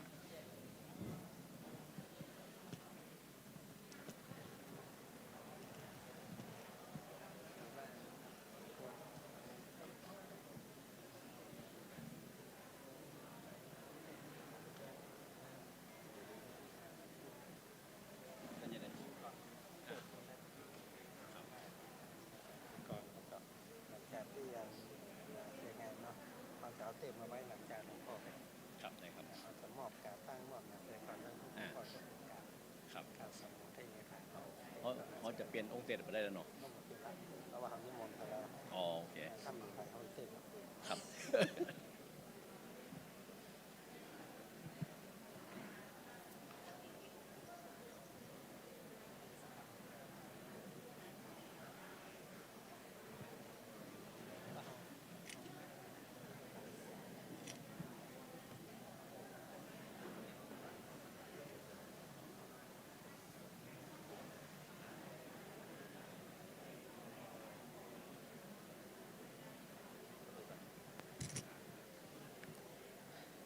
ญาติโยมท่านสาธุชนทั้งหลายเดียวสักกรรมเนาะเดี๋ยวรอสักกรรมหนึ่งต่างมูลนิธิเฮาเนาะต่างวิหารหลังนี้ที่จริงแล้วเฮาตั้งใจไว้อย่างหนึ่ง นั่นก็คือ เฮาแป่งลิฟต์นี้ไว้สำหรับผู้สูงวัยที่ว่าเดินขึ้นกระไดลำบากจะได้ขึ้นลิฟต์ลงลิฟต์นะแต่ว่ามีอุปสรรคอยู่หน่อยมันจ้าลิฟต์เฮานี่มันจะจ้านะแล้วเวลากดปุ๊บเนี่ยต้องแป่งใจเย็นๆแต่มาคือพอเขาบอกว่าลิฟต์สำหรับผู้สูงอายุเนาะคนแป่งเพื่อใจเย็นกดปุ่มตั้งเวลาเหมือนคนเฒ่าอ่ะนอนล้อไว้นะถ้า ถ้าเขาเข้าไปปุ๊บกดกำเดียวนะสักกรรมมันก็จะปิดก็ก่อยขึ้นแล้วก็มาเปิดทางบนแต่ถ้าหากว่าไผ่เข้าไปปุ๊บกดจึ๊กนี่นะอย่ามาไปตับเรียกกดแหมกรรมนี่นะมันบาเดินละโยมมันถือว่าคำสั่งซ้ำซ้อน โยมจะขำอยู่ในลิฟต์เพราะนั้นอันนี้ก็จะจ้าหน่อย แต่พยายามกำลังพยายามที่จะปรับปรุงแต่ต้องเอาศาลาคนขับเนี่ยลิฟต์นี้ต้องมีคนขับตอนนี้เอาคนขับลิฟต์มาเอาไว้ขนเก้าอี้ขนอย่างให้กับพ่อแม่พี่น้องศรัทธาที่จะขึ้นมาอยู่ตั้งบนเนาะเวทีจะไปห้องน้ำนี่ลงขั้นใดง่ายสุดเนอะที่ด้านหลังที่สามเณรเขานั่งอยู่นี่จะมีห้องน้ำอยู่ที่หนึ่งห้องเดียวแล้วก็เตียวลงไปทางนี้เตียวหันราคาเป็นจิกปิกอันนั้นมีห้องน้ำอยู่หลายห้องเดินไปทางนี้ได้เนาะอันนั้นก็ในถ้าใครจะไปห้องน้ำห้องท่านี่ก็เดินลงขั้นใดแล้วก็ไปด้านนี้เนาะโยมดูทางหน้านี่ทางข้างนี้นะแหมน้อยนี่เขาจะแบ่งสารบาทหลอบไปทางนี้เนาะหลอบไปนี่เอาไว้เป็นที่นั่งภาวนาเป็นโฮงทานหลวงปู่ทองบอกว่าสมัยเป็นสามเณรน่ะหลวงปู่มาไหว้ครูบาที่นี่ว่ะตาติวิหารอยู่เนี่ยเป็นห้องครัวครูบาจะตั้งประลำข้างนี้แล้วก็ตัดนี่เป็นห้องครัวหลวงปู่เปิ้นเคยอู้ให้ฟังว่า สาเหตุหนึ่งที่หลวงปู่ชอบตาลนี่นะชอบตาลโดยเฉพาะตาลฮื้อพระน้อยเนี่ยหลวงปู่นั่งรถเพิ่นว่าเฮาเป็นพระน้อยนั่งรถลุกฮอดมาประตูเจียงใหม่เฮาเป็นเนนมันตุกมามีเงินแต่เปื้อนเนนมีเงินประกองลงรถที่ประตูเจียงใหม่ปุ๊บมันซื้อน้ำแดงกินแล้วบัดจวนเฮาซักหลวงปู่ว่าเฮายืนพอมันดูดน้ำแดงนะมันก็ยิ้มแล้วเฮาก็ลืนน้ำลายตัวกึดในใจว่าเฮามันตุกถ้าเฮามีเงินเราได้กินน้ำแดงนี่ว่าแล้วก็เตียวมาน่ะเตียวมาไหว้ครูบาศรีวิจัยมาตัวครูบาอาจารย์นั่นนะประกองครูบาศรีวิจัยเพื่อว่าตอนนั้นครูบาเพิ่นไปพักที่วัดพระสิงห์ประกองตาลครัวตาลอย่างเสร็จเรียบร้อยลงครูบาเพื่อกับห้องเน้นน้อยที่ไปด้วยกันเอาตาต่างแจกตาลเน้นน้อยนะเพิ่นว่าสมัยนั้นตาลหลายบาทเหมือนกันตาลคนแถบกะฮะตาลคือคนแถบเงินแถบสมัยก่อนนี่ก็นักแก่ละแต่มาตัดหลวงปู่ครูบาเอาเงินแถบเนี่ยคือบอกว่าปิ๊กไปกินน้ำแดงเหี่ยเนอหลวงปู่ว่าได้ตึงดีใจแล้วก็ตึงอัศจรรย์ใจว่าครูบาหู้แรงใดว่าเขาอยากกินน้ำแดงนะแล้วนับตั้งแต่วันนั้นหลวงปู่เปิ้นว่าเปิ้นได้กินน้ำแดงแล้วเปิ้นมีความสุขวันนั้นตั้งแต่ที่วัดพระสิงห์ไปจนกระทั่งถึงประตูเชียงใหม่ได้กินน้ำแดงยิ้มไปจนปิ๊กไปแถววัดแถวอำเภอฮอดเปิ้นว่าเพราะเปิ้นได้รับการฮื้อจากหลวงปู่จากครูบาศรีวิจัยเปิ้นก็เลยตั้งจิตอธิษฐานตั้งแต่วันนั้นว่าวันหน้าวันตาถ้าเปิ้นมีโอกาสมีเงินมีทองเปิ้นจะตานพระตานเนนจะช่วยเหลือคนเพราะเปิ้นรู้ว่าคนที่ได้รับมีความสุขนะโยมจากกันได้สตางค์เตื้อเดียวก็ได้เนาะแล้วก็ได้จากครูบาศรีวิจัยนะในสมัยนั้นเพราะฉะนั้นหลวงปู่เพื่อก็เลยตันได้หันครูบาแปลงตางขึ้นดอยสุเทพตันได้ปะครูบาอยู่ที่วัดพระสิงห์อยู่ที่วัดสวนดอกอันนี้กับเลยทำให้เฮาท่านทั้งหลายได้หันว่าวัดปฏิบัติหรือปฏิปทาของหลวงปู่เฮาเนี่ยหุ่มตาลนี่เป็นเรื่องใหญ่แล้วถามว่าหลวงปู่เอาที่ไหนมาตาลหลวงปู่จะบอกว่าหลวงปู่บ่มีแต่เทวบุตรเทวดามาช่วยหลวงปู่มันก็ขนมาฮื้อตาลถ้าหลวงปู่จะตานผ้าจีวรนี่ลองถามหลวงพ่อเจ้าคุณภาวนาผ้าจีวรนี่เต็มมันนะหลวงปู่จะตั้งโรงทานกับครัวเต็มซึ่งลูกศิษย์ลูกหาที่โตยหอยหลวงปู่วันนี้เนาะหลวงพ่อเจ้าคุณภาวนาว่าจะเอาข้าวสารแจกโยมสัก150 ถุงงั้นก็ใจจะเอาที่ไหนโยมกล่องกระลุบนะเทวดามาฮื้อวันลำเปิงเพราะนั้นบุญขินบุญตาในพระว่ายิ่งฮื้อยิ่งหวงยิ่งหายยิ่งให้ยิ่งหอมแบบนั้นคนใดคิดจี้นี่เทวดามถึงมาหรอกคิดจี้นะเทวดาถึงมาใกล้โยมขนาดหยาดน้ำยังขี้ค้านเนาะเบาตัวเด็ดขาดเพราะนั้นเทวดาเพื่อจะอยู่กับคนหุ่มกินหุ่มตาลพอหุ่มกินหุ่มตาลนี่เวลาหยาดน้ำเขาก็ปั่นนึกเป็นติ๊กๆหรอกบางคนขยัดน้ำหยาดน้ำน่ะก็จื่อแล้วเนี่ยไปจับใส่คนที่เขาจังไงมาหื้อสักกรรมก็มีนะขอเฮ้ยทำสัมพันธวงศาญาติพี่น้องเจ้ากรรมนายเวรเบ้นยะเปงเนาะไม่ใช่ไม่เป็นแต่มันนี่นะอันนี้สมมุติมาได้นะเพราะฉะนั้นถ้าเฮาหุ่มกินหุ่มตาลหรือว่าเป็นคนที่มีน้ำจิตน้ำใจเนี่ยวันนี้เมื่อว่าเทวดาตึงจะมาหาฉะนั้นที่เฮาตาลวัน12 เปงนี่เนาะ12 เปงนี่เพิ่นว่าเฮาจะมีญาติประมาณ3 หมู่หนึ่งตอนเป็นคนใจดีโยมใจบีใจบุญใจกุศลบัดจมบัดเดือดบัดว่าไผตายไปแล้วไปเกิดเป็นเทวดานิสัยก็เหมือนเดิมโยมแม่ตึงบาดจมตึงบาดเดือดเป็นเทวดาใจดีประเภทที่2สวกหน่อย สวกในที่นี้ก็คือตอนไปค้นนี่ขี้จมมาตั้นใจนี่ก็เดือดนะบัดตัดใจนี่ก็ด่าถ้าประเภทนี้นี่ใจฮ้อนหน่อยถ้าเราเจอประเภทนี้ก็จะลำบากหน่อยเนาะประเภทสุดท้ายเป็นคนขี้น้อยใจบอกว่าอย่างเฮาแต่จังน้อยใจครูบาอาจารย์เพื่อว่าน้อยใจนี่หายกว่าโคตรกว่าเนอะโคตรนี่มันจมปุ๊บด่าแล้วหรอกแต่น้อยใจนี่มันเก็บไว้ไป3-4 ปีผู้นะโยมนะขณะไปนั่งภาวนาที่วัดลำเพิงให้เป็นเตื้อนะทำว่าให้อย่างน้อยใจหลวงพ่อไม่ทักเราเลยนะเพราะนั้นความว่าน้อยใจนี่มันเพราะว่ามีโทษหนักกว่าแล้วเทวดาอันนี้กล่องบุญของคณะมูลนิธิสถาบันครูบาศรีวิชัยนะ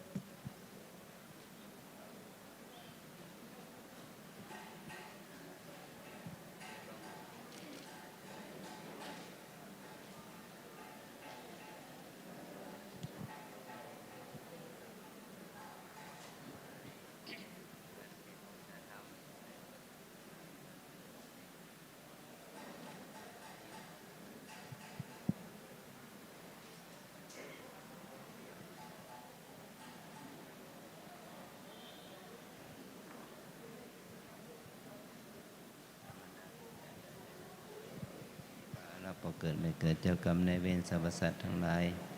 พอเราถวายเป็นสังฆบูชาอาจริยบูชาจากครูบาเจ้าทั้งใดเป็นบุญกุศลหนุนเต้าทั้งใดมีความเจริญรุ่งเรืองในปารมีธรรมมีความสุขความเจริญในมนุษย์สมบัติสวรรค์สมบัตินิพพานสมบัติพ้นจากอุปราบากรรมมลทั้งหลายทั้งปวงคำว่าโออยากแค่อย่าเพิ่งได้มีเขาเป็นปารมีธรรมเกิดกุศลอุนุนของเราเกิดกุศลอุนุนของเราถึงมรรคถึงผลถึงพระนิพพานเป็นที่สุดนั้นจงจะมีเรื่องแต่นิลีชยสิทธิดันังลาพังสุทธิภาคยังสุขังพลังสิริอายุเจ้าวันโนจะโปขังวันติจยสวาสตะภาษาจะอายุจะชีวสิทธิภวันตุเตสพิติโยเบวัชันตุสัพพะโลโกเวนัสสตุมะเตภววันตรายโยสุขีติขายุโกภวะอภิวาทนาสีลิสนิจังวุธาปจายโนจตารโรธรรมาวัฏันติอายุวันโนสุขังภะลังสาธุอันนี้ตานการเทศการทำอันนี้ตานอุทิศให้หลวงปู่ตานให้ครูบาเจ้าศีลธรรมศรีวิจัยเนาะ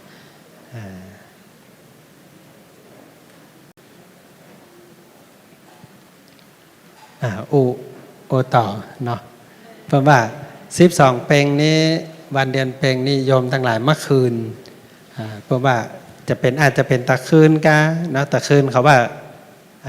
เพลงปุดหลายที่ก็จัดใส่บาตรพระอุปคุตแต่ส่วนใหญ่บัดจัดสักกรรมตะคืนเพราะว่าเปิ้นติดโควิดมาไม่ได้พระอุปคุตบอกออกมาอยู่ตะคืนนะเลยมาบิณฑบาตสักกรรมหลายที่ดังนั้นเปิ้นว่าบางทีเราจะได้ยินเสียงหมาเห่าหมาหอนในช่วงเมื่อคืนเนาะเพราะว่านะแสดงว่าเปิ้นมาละไม่แอวหาถ้ามาถึงปุ๊บโอ้ลูกหลานตาลเข้าฮือแต่เจ้าบ่ได้ตาลสักกรรมวันนี้มาฟังเทศมาตอนกระเดียวฮับปอนกับหยาดน้ำให้เปิ้นโดยอธิษฐานให้เปิ้นแหมเบิดเปิ้นเปียกมาแอวบ้านเปิ้นมาหานว่าโอ้ลูกหลานเขาก็ดีลูกนี่เฮาตายไปจัดเมินเนี่ยเปิ้นก็ยังเอาอาหารการกินจัดเตรียมไว้ต้อนรับเฮาอยู่ยิ้มปั่นปอนฮื้องวดหน้าขอฮื้อถูกหวยรางวัลที่1เนอะ99997มาถ้าไปยอมมาตุก็บ่ถูกเหมือนกันนะน้ำออกเลขมันล็อกเนาะ ซ้ำสองตัวมาออก98เนี่ยว่ะเลข9เบิ้ลกันนะปั่นศีลปั่นปอนฮื้องวดหน้าฮื้อถูกหวยเน้อฮื้อล่ำฮื้อรวยจะปั่นปอนฮื้อแล้วก็อำนวยอวยพรฮื้อหลวงหลานปีกไปอันนี้เพราะว่าเจอประเภทใจบุญสุนทานเป็นเทวดาก็อู้กะกำที่ดีๆหรือแม้กระทั่งไปหันลูกหลานมาต้านเข้าฮื้อนะก็ปั่นปอนอยู่ว่าเปิ่มว่าตายแล้วก็เป็นเปิ้นตายไปเปลี่ยนคนอื่นนี่ขนาดปีเดียวมาได้นะเขาไปลืมเขาไปแล้วไว้เขาได้เมาไปวัดไปวาเมาปฏิบัติธรรมเลยลืมเขาไปอย่างเป็นเนี้ยบอกว่าอย่างเขาบายบายแล้วก็ปิกนี่ประเภทที่เปิ้นปฏิบัติธรรมใจบุญใจกุศลบอกว่าอย่างเหมือนกับหลวงพ่อเจ้าคุณภาวนาเขาไว้นะตึงว่าอย่างไผนี่ตั้งแต่หูจักหลวงพ่อมายังมาเกยหาหลวงพ่อโคตรคำเตือนนั้นโยมนะยิ้มตลอดอาจจะพ่ออยู่ไก่ก็ได้นะประเภทที่สองขี้จมถ้าเจอประเภทนี้อันตรายหน่อยโยมนะประกองเข้ามาลูกหลานตาเข้าฮื้อบัดใจของที่มักโจมแหมกูก็ถึงว่ากูบักเกนหอนึ่งนอเนี่ยยังตานให้กูอยู่นี่ประเภทชมนะหรือมักลาบดิบไปเอากูไปคั่วเมาะนะอันนี้ก็จะจมจะเดือดเนาะยิ่งบาตานี่ซ้ำแจ้งบ้านก็เอาของกูไปตีดินก็เอาของกูไปมรดกเอาของกูไปหมดขันเข้ากับบาตานี่กูแจ้งแล้วก็ปิกอันนี้จะเมื่อยนักหน่อยเนาะหลัง12เป็นก็เดียวเข้ายานะต้องมาให้หลวงพ่อเคาะกระหม่อมมันจะได้อันนี้เจอประเภทบรรพชนขี้โขดเนาะแฮมประเภทหนึ่งคือน้อยใจมาถึงปุ๊บคนอื่นได้กินโมดแต่ที่เปิ้ลเอาไปแต่งเป็นเพลงอ่ะเนาะที่เปิ้ลเอาไปแต่งเป็นนิยายเป็นเพลงว่าไปยืนรอลูกหลานที่ข้างกำแพงวัดบ่มีไผ่ตานึกซักคนอื่นเปิ้ลมาเปิ้ลยกขันเข้าเปิ้ลเอาอาหารปิ๊กไปของเฮามามีก็เลยไปไล่เก็บเอาตองขนมห่อนึ่งที่เปิ้ลกินมาเสี่ยงเปิ้ลเอาขว้างไปไล่เก็บหมู่นั่นมากินตัวกับน้ำตาย้อยนะน้อยอกน้อยใจว่าเฮาตายไปแล้วสมบัติอะไรอย่างเฮาก็ยกให้อันนี้ตายไปปีเดียวขันเข้าขันก็บ่ให้เฮาได้กินน้อยใจให้แล้วก็ปิกประเภทนี้เพราะว่าลูกหลานก็จะรู้สึกจิตใจจะหม่นหมองเพราะคลื่นแห่งความเศร้ามันเข้ามาเฮาหรอกโยมลองสังเกตดูตัวเก่านะตั้งแต่วันนี้จนถึงวันพุธวันฮือนะถ้ามาได้เฮายิ้มมันค่ำแสดงว่าเทวดาเฮาใจดีโยมเปิ้นมันยื้อส่องเฮาแล้วเปิ้นยิ้มให้ลูกให้หลานแล้วเปิ้นก็ปิกไปแสดงว่าเทวดาที่อยู่กับเฮาใจดีแม่ต้อยให้หันแม่ต้อยโอ้แต่ก่อนก็หันย้อมผมสีม่วงมาเดียวก็ยังม่วงเหมือนเดิมนี่เนาะเปิ้นก็จะยิ้มไม่ได้เพราะฉะนั้นช่วงจากนี้ไปถ้าเฮายิ้มแย้มแจ่มใสแสดงว่าเทวดาเฮาใจดีแต่ถ้าเฮาตั้งแต่12เพลงกูยังมาใจหินไว้ดักแปรงฟันก็โคตรกินกาแฟก็โคตรครบใส่หิมปากก็ดาวตุเก่านี่แต่ก่อนมาเป็นอย่างอี้นะบัดเดี๋ยวนี้เป็นแสดงว่าเทวดาเฮานี่ขี้มิ่งห่องให้โดนจมอ่ะเนาะขึ้นแห่งความจมมาเข้ากับเฮาแต่ถ้าหากว่าอยู่ไหนก็รู้สึกว่าหม่นหมองสักน้อยนี่แสดงว่าเทวดาที่มาเฮาเนี่ยเพิ่นเริ่มน้อยใจแก้ง่ายน้อยเดียวโยมไปทำบุญใส่บาตรหยาดน้ำนะทำบุญเลี้ยงเพลถวายพระทหารที่วัดลำเปิงเนาะใส่บาตรซื้อหอนนึ่งกามาม่ามาใส่บาตรที่วัดศรีโสดานี่แต่ถ้าจินลาบเอาไปตานวัดผาลาดอยู่มันนั่นก็จะทำ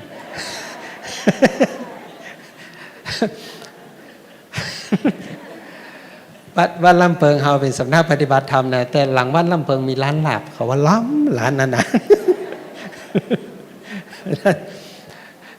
เพราะนั้นเพื่อกันเลยว่าเวลาที่เฮาปะกับเทวบุตรเทวดาปะกับคนเนี่ยหรือว่าปะครูบาอาจารย์บัดเท่าบ้านอย่างอื่นอยู่เอาคนที่อยู่รอบข้างเฮาถ้าเฮาปะคนใจดีก็ทำให้เฮายิ้มแย้มแจ่มใสไปตัวถามอย่างคนถึงชอบไปหาหลวงปู่เนาะตอนมีชีวิตอยู่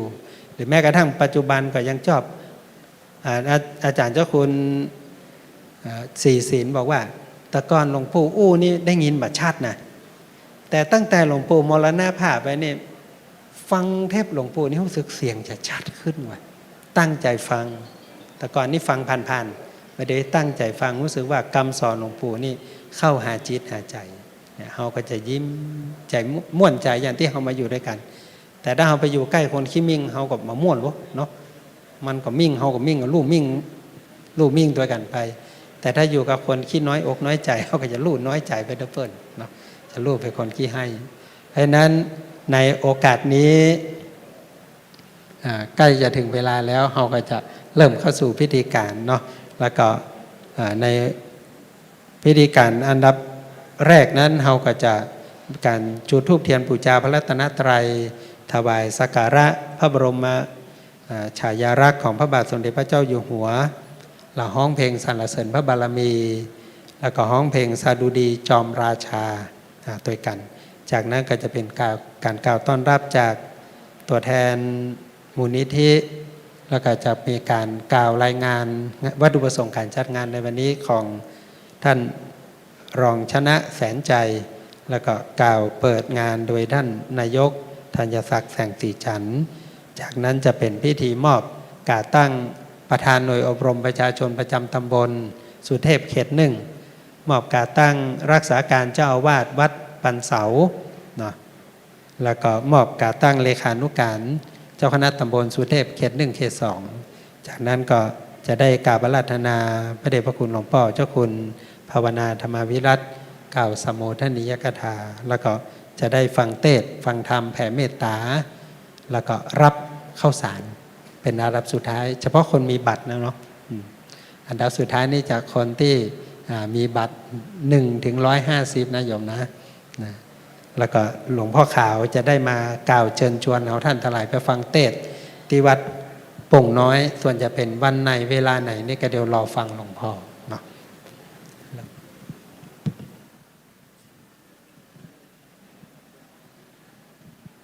ในโอกาสนี้ในนามของคณะสงฆ์ในนามของคณะศรัทธาขอเจริญพรท่านนายกธัญศักดิ์แสงสีจันทร์ประธานในพิธีได้เป็นตัวแทนเราท่านทั้งหลายจุดธูปเทียนบูชาพระรัตนตรัยขอเจริญพร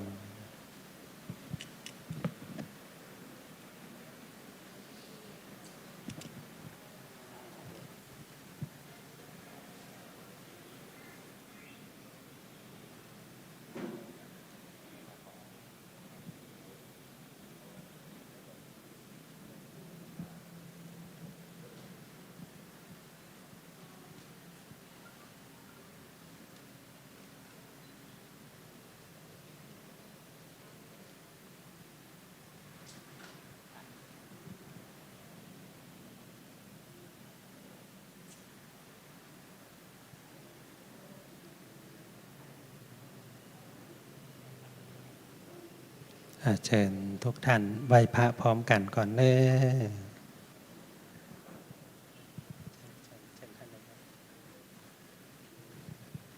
เชิญทุกท่านประนมมือกล่าวคำบูชาพระรัตนตรัยว่าพร้อมกันอิมินาสการเรนะพุทธังอภิปูชยามิอิมินาสการเรนะธัมมังอภิปูชยามิอิมินาสการเรนะสังฆังอภิปูชยามะอะระหังสัมมาสัมพุทโธภควาพุทธังภควันตังอภิวาเทมิสวากขาโตภควตาธัมโมธัมมังนามัสสามิสุปฏิปันโนภควโตสาวกสังโฆสังฆังนะมาหันธรรมยังพุทธัสสะภควโตบุพพาคณมการังกโรมาเสนะโมตัสสะภ ขาวะโตอะระหะโตสัมมาสัมพุทธัสสะนะโมตัสสะภะคะวะโตอะระหะโตสัมมาสัมพุทธัสสะนะโมท่านนายกเปิดกล้วยไป งั้นห้ามกระตั้งมาต้องอ่านนะฮะนิมนต์ไปครับเอาเนาะมันหลายคนเนาะ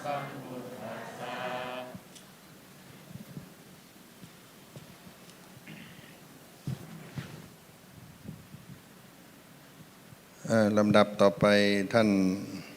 ธัญศักดิ์แสงสีจันทร์นายกเทศมนตรีตำบลสุเทพนำถวายพระพรชัยมงคลหน้าพระบรมฉายาลักษณ์ในโอกาสนี้ทุกท่านได้ยืนขึ้นเพื่อถวายความเคารพ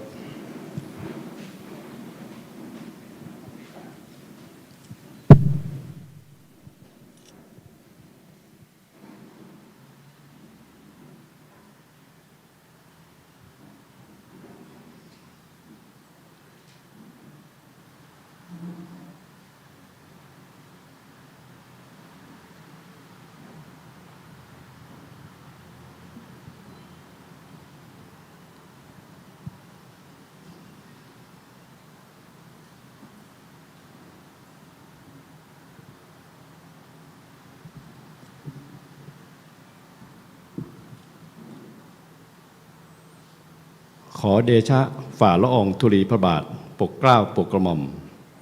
เนื่องในโอกาสมหามงคลเฉลิมพระชนมพรรษาครบ68พรรษาข้าพระพุทธเจ้านายธัญศักดิ์แสงสีจันทร์นายกเทศมนตรีตำบลสุเทพพร้อมด้วยผู้บริหารสมาชิกสภาเทศบาลข้าราชการพระสงฆ์นิกรชาวตำบลสุเทพที่มาชุมนุมพร้อมเพรียงกันอยู่ณที่นี้ต่างมีความปลื้มปิติโสมนัสเป็นล้นพ้นที่ได้มาร่วมกันแสดงความจงรักภักดีและสำนึกในพระมหากรุณาธิคุณอันหาที่สุดไม่ได้ในวันนี้นับแต่ใต้ฝ่าละอองธุลีพระบาทถลิงถวัลย์ราชสมบัติเป็นพระมหากษัตริย์แห่งพระมหาจักรีบรมราชวงศ์ปวงข้าพระพุทธเจ้าต่างประจักษ์ซึ้งในพระมหากรุณาธิคุณที่ทรงบำเพ็ญพระราชกรณียกิจนานับประการเพื่อปัดเป่าทุกข์ร้อนแก่พระสงฆ์นิกรใต้ร่มพระบรมโพธิสมภารทรงตั้งพระราชปณิธานโดยมั่นที่จะสร้างความกินดีอยู่ดีและความสุขสวัสดิ์แก่อาณาราษฎรตลอดจนการสร้างความเจริญรุ่งเรืองแก่ประเทศชาติด้วยน้ำพระราชาฤทัยอันเปี่ยมล้นด้วยพระเมตตาใต้ฝ่าละอองธุลีพระบาทได้พระราชทานความช่วยเหลือแก่พระสงฆ์นิกรผู้ทุกข์ยากเดือดร้อนยามบ้านเมืองประสบปัญหาพวยภัยใดๆทรงห่วงใยทรงติดตามข้อมูลข่าวสารและพระราชทานความช่วยเหลือเพื่อแก้ปัญหาอย่างทันสถานการณ์ทั้งได้มีพระราชดำริเป็นแนวทางให้รัฐบาลและพระสงฆ์นิกรทุกหมู่เหล่าได้น้อมนำไปปฏิบัติโดยเฉพาะอย่างยิ่งโครงการจิตอาสาพระราชทานเราทำดีเพื่อชาติศาสตร์กษัตริย์ที่ทุกภาคส่วนได้ร่วมใจกันน้อมนำมาจัดกิจกรรมในรูปแบบต่างๆรวมกว่า 46,000 กิจกรรมเพื่อสนองพระราชปณิธานของใต้ฝ่าละอองธุลีพระบาทในการสร้างความสมัครสมานสามัคคีแก่คนในชาติและก่อให้เกิดความเป็นระเบียบเรียบร้อยในสังคมนับเป็นพระมหากรุณาธิคุณล้นเกล้าล้นกระหม่อมอันหาที่สุดมิได้ในสุภาวะมหามงคลสมัยพระชนพรรษาครบ68พรรษาแห่งใต้ฝ่าละอองธุลีพระบาทข้าพระพุทธเจ้าขอพระราชทานนำพระสงฆ์นิกรทุกหมู่เหล่าในตำบลสุเทพร่วมตั้งจิตภาวนาถวายพระพรชัยมงคลโดยพร้อมเพรียงกันดังนี้ข้าพระพุทธเจ้าทั้งหลายขอพระราชทานถวายพระพรชัยมงคลขออาราธนาคุณพระศรีรัตนตรัยพลานุภาพแห่งองค์พระสยามเทวาธิราชและสิ่งศักดิ์สิทธิ์ทั้งหลายในสากลอีกทั้งพระบรมเดชานุภาพแห่งองค์สมเด็จ พระบุพมหากษัตริย์ตราธิราชเจ้า ทรงอภิบาลรักษาให้ใต้ฝ่าละอองธุลีพระบาททรงเจริญพร้อมด้วยจตุรพิธพรชัยทรงพระเกษมสำราญพระบรมเดชานุภาพและพระบารมีแผ่ไพศาลมีพระราชประสงค์จำนงสิ่งใดขอจงสฤทธิ์ดังพระราชฤทัยปรารถนาสถิตเป็นมิ่งขวัญปกเกล้าปวงข้าพระพุทธเจ้าตราบจิรัติการเทินด้วยเกล้าด้วยกระหม่อมขอเดชะ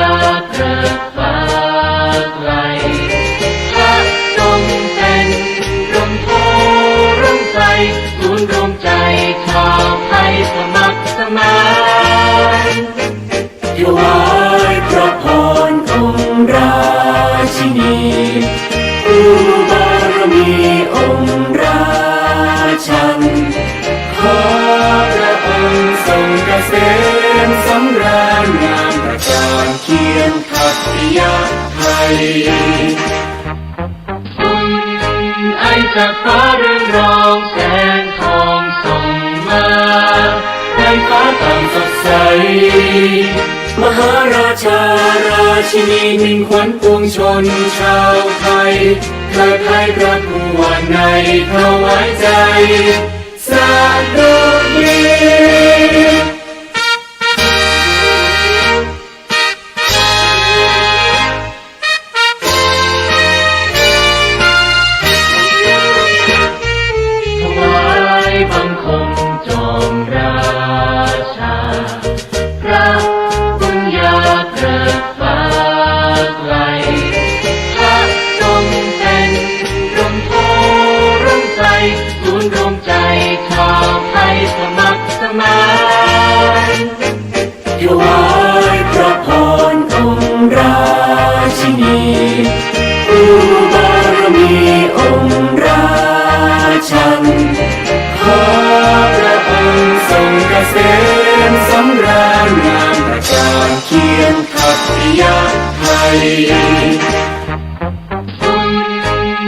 จากฟ้าเรืองรองแสงทองส่องมาในฟ้าต่างสดใสมหาราชาราชินีมิ่งขวัญปวงชนชาวไทยเทิดไทยพระผู้ว่าในถวายใจสาธุดี ท่านผู้มีเกียรติทุกท่านได้นั่งลงชาติศาสนาพระมหากษัตริย์เป็นที่พึ่งสูงสุดของปวงชนชาวไทยวันนี้ทุกท่านได้อยู่ขวงแก้วแห่งครูบาเจ้าศรีวิจัยเป็นต้นทางแห่งสวรรค์นิพพานสถานที่ขวงบริเวณนี้ครูบาเจ้าถือว่าเป็นต้นกระแสแห่งธรรมก็คือมีโสดาบันเป็นต้น เข้าไปถึงพระอรหันต์ก็คือท่านได้ถือเอาวัดพระบรมธาตุเจ้าดอยสุเทพเป็นอรหันตาอันเป็นมาคาทางในทางธรรมที่ครูบาเจ้าได้อธิษฐานปรารถนาได้จะได้เป็นพระพุทธเจ้าองค์หนึ่งในอนาคตการวันนี้มูลนิธิสถาบันครูบาเจ้าศรีวิจัยได้เกิดขึ้นด้วยบารมีธรรมครูบาเจ้าศรีวิจัยบารมีธรรมของหลวงปู่ทองดังที่ท่านอาจารย์พระครูธีระสุตพจน์ได้ปรารภไว้ก็ขอเจริญพรท่านเฉลิมชัยวรวุฒิพุทธพงศ์อดีตผู้ว่าราชการจังหวัดผู้แทนมูลนิธิสถาบันครูบาเจ้าศรีวิชัยเจ้าของสถานที่ในฝ่ายคฤหัสถ์แห่งนี้ได้กล่าวต้อนรับคณะสงฆ์คณะศรัทธาสาธุชนณโอกาสนี้ขอเจริญพร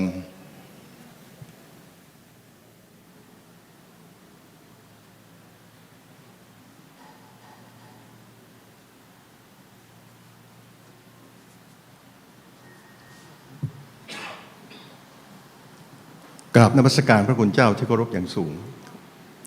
เรียนท่านนายกเทศมนตรีเทศบาลสุเทพนะครับคุณธัญศักดิ์แสงสีจันทร์และคณะท่านกำนันผู้ใหญ่บ้านพ่อแม่พี่น้องผู้สายชนทุกท่านนะครับวันนี้ทางสถาบันมูลนิธิสถาบันครูบาเจ้าศรีวิชัยรู้สึกเป็นเกียรตินะครับแล้วก็ยินดีและรู้สึกอนุโมทนาบุญกับท่านนะฮะได้ร่วมทำบุญกับท่านวันนี้ 6,900 บาทนะครับก็ดูจากการทำงานทุกอย่างนะครับจะเห็นว่าท่านทำงานร่วมกันนะครับกับคณะสงฆ์นี้อย่างเกลียวเชือกซึ่งเราก็ปรารถนาจะเห็นเช่นนั้นนะครับและวันนี้เป็นวันพระใหญ่นะครับต้องขอประทานอภัยท่านด้วยที่กรรมการมูลนิธินี่ไม่สามารถมาต้อนรับท่านได้หมดเพราะว่าตรงกับวันศาสตร์จีนนะครับทุกคนก็ทำบุญแล้ววันนี้ก็เป็นวันเพ็ญพุธนะครับผมเชื่อมั่นว่าบุญกุศลที่เราทำมาเนี่ยจะสนองเราตลอดไปแล้ววันนี้กรรมการที่มามีเพียง 2-3 ท่านนะครับมีคุณชลิตวรรณประภาครับตุนายืนขึ้นนิดจะรู้จักกันเจ้าของเรียนอนุบาลดรุณิมิตรนะครับคุณกัลยาณีนะครับที่ปรึกษานะครับคุณพรนิมนต์ที่ปรึกษาครับนะครับก็ขออนุญาตท่านว่ามาอย่างนี้แหละครับเพราะว่าคณะของท่านนายกทำงานเข้มแข็งมากนะครับแล้วก็ผมมีความมั่นใจเป็นอย่างยิ่งว่านะครับในวันศีลใหญ่วันนี้เนี่ยวิญญาณของพ่อแม่เรานะฮะครูบาอาจารย์ทุกภพทุกชาตินะครับไม่ว่าเจ้ากรรมนายเวรก็คงจะมาอโหสิและอนุโมทนาบุญกับพวกเราณที่นี้ด้วยนะครับขอกราบขอบพระคุณครับ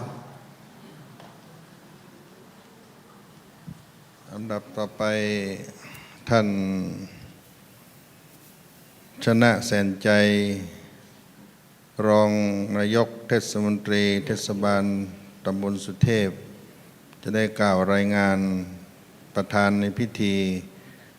ในฝ่ายคฤหัสถ์คือท่านธัญศักดิ์แสงสีจันทร์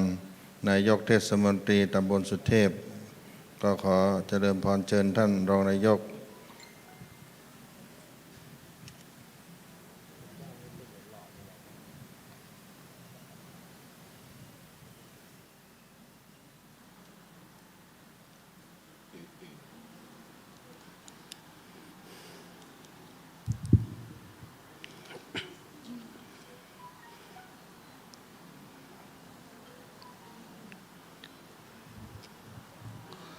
กราบนมัสการ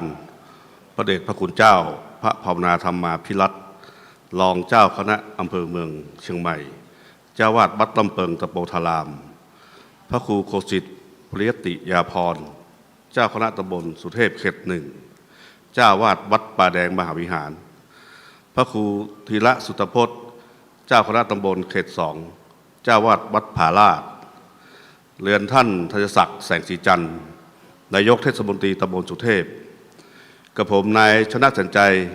รองนายกเทศมนตรีตำบลสุเทพในนามของคณะกรรมการจัดงานโครงการธรรมสัญจรเพื่อเฉลิมพระเกียรติพระบาทสมเด็จพระปรมินทรรามาธิบดีศรีสินมหาวชิรลงกรณ์ พระวชิรเกล้าเจ้าอยู่หัว อันประกอบไปด้วยคณะสงฆ์ตำบลสุเทพเขต 1 และเขต 2 หน่วยอบรมประชาชนตำบลสุเทพร่วมกับผู้บริหารสมาชิกสภาเทศบาลพร้อมด้วยพนักงานเทศบาลตำบลสุเทพกำนันผู้ใหญ่บ้านและประชาชนตำบลสุเทพมีความยินดียิ่งเป็นอย่างยิ่งที่ท่านให้เกียรติมาเป็นประธานในการจัดงานในวันนี้โครงการธรรมสัญจรมีวัตถุประสงค์เพื่อ 1. เพื่อเฉลิมพระเกียรติพระบาทสมเด็จพระปรมินทรรามาธิบดีศรีสินมหาวชิราลงกรณ์พระวชิรเกล้าเจ้าอยู่หัวเนื่องในโอกาสเสด็จเถลิงถวัลย์ราชสมบัติเป็นพระมหากษัตริย์แห่งประเทศไทยรัชกาลที่ 10 แห่งราชวงศ์จักรี 2. เพื่อเสริมสร้างส่งเสริมความรักความสามัคคีให้เกิดขึ้นในชุมชนโดยมีวัดเป็นศูนย์กลาง 3. เพื่อให้พุทธศาสนิกชนมีส่วนร่วมในการทำนุบำรุงและสืบทอดพระพุทธศาสนาให้ยั่งยืนตลอดไป 4. เพื่อเป็นตัวอย่างที่ดีและปลูกฝังคุณธรรมจริยธรรมให้กับเด็กและเยาวชน 5. เพื่อเป็นการรักวัฒนธรรมประเพณีดีงามของล้านนาและประเทศไทยซึ่งกิจกรรมของโครงการประกอบด้วยการแสดงพระธรรมเสนาเพื่อส่งเสริมกิจกรรมหมู่บ้านศีล 5ซึ่งจังหวัดเชียงใหม่ได้เข้าร่วมโครงการสร้างความปรองดองสมานฉันท์โดยใช้หลักธรรมทางพระพุทธศาสนากิจกรรมมอบข้าวสารแก่ผู้สูงอายุและผู้ป่วยติดเตียงการจัดงานในครั้งนี้ได้รับความร่วมมืออย่างดียิ่งจากคณะสงฆ์ตำบลสุเทพสมาชิกสภาเทศบาลตำบลสุเทพหน่วยอบรมประชาชนกำนันผู้ใหญ่บ้านผู้สูงอายุกลุ่มสตรีและประชาชนเห็นควรได้รับการขอบคุณไว้ณโอกาสนี้บัดนี้ได้เวลาเป็นอุดมมงคลเลิกแล้วกับผมค่ายขอเรียนเชิญท่านธัญศักดิ์แสงสีจันทร์นายกเทศมนตรีตำบลเทพได้กล่าวเปิดโครงการธรรมสัญจรครั้งที่ 1ประจำปี2563ขอกราบเรียนเชิญครับ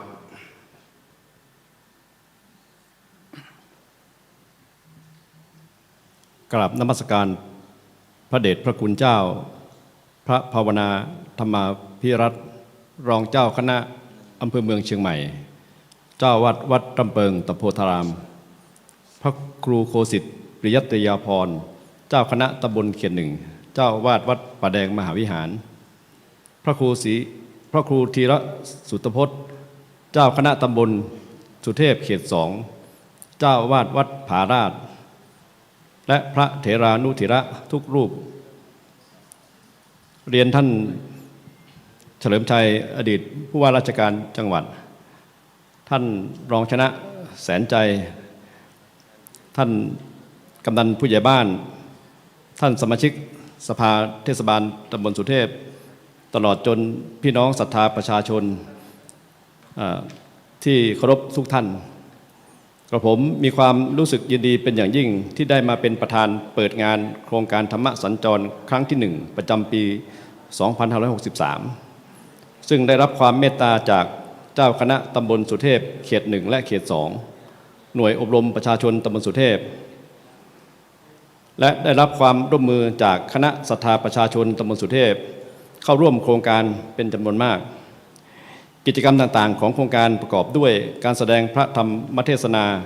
เพื่อส่งเสริมกิจกรรมหมู่บ้านศีล 5การถวายพระพรชัยมงคลและแสดงความจงรักภักดีการเสริมสร้างความรักสามัคคีให้เกิดขึ้นในชุมชนโดยมีวัดเป็นศูนย์กลาง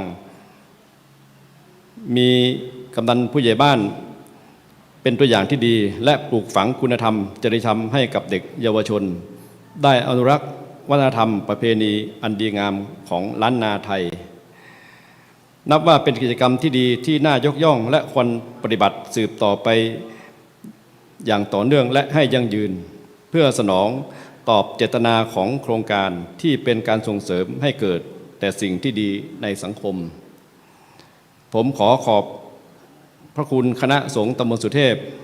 หน่วยอบรมประชาชนตำบลสุเทพสมาชิกสภาเทศบาลกำนันผู้ใหญ่บ้านชมรมผู้สูงอายุพี่น้องคณะศรัทธาประชาชนตำบลสุเทพสถาบันครูบาเจ้าศรีพิชัยท่านเฉลิมชัยและตัวแทนของคณะกรรมการ มูลนิธิครูบาเจ้าศรีวิชัย พร้อมขออนุโมทนาบุญที่มีส่วนเกี่ยวข้องที่ได้อำนวยความสะดวกในการจัดกิจกรรม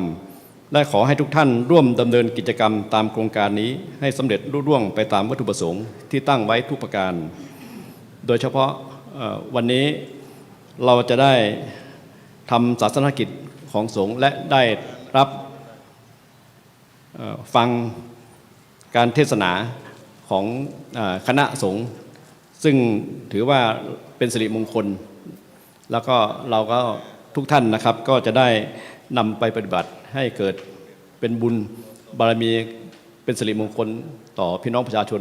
ทุกท่านต่อไปบัดนี้ได้เวลาอันเป็นมงคลอุดมละเลิกแล้วกับผมขอเปิดโครงการธรรมสัญจรครั้งที่1ประจำปี2563ณบัดนี้พิธีเปิดโครงการธรรมสัญจรคณะสงฆ์ตำบลสุเทพท่านนายกธัญศักดิ์แสงสีจันทร์นายกเทศมนตรีตำบลสุเทพประธานในพิธีได้กล่าวให้โอวาทต้อนรับญาติโยมต่อไปเป็นพิธีมอบตราตั้งในคณะสงฆ์จังหวัดเชียงใหม่ได้มีการแต่งตั้งประธานอปต.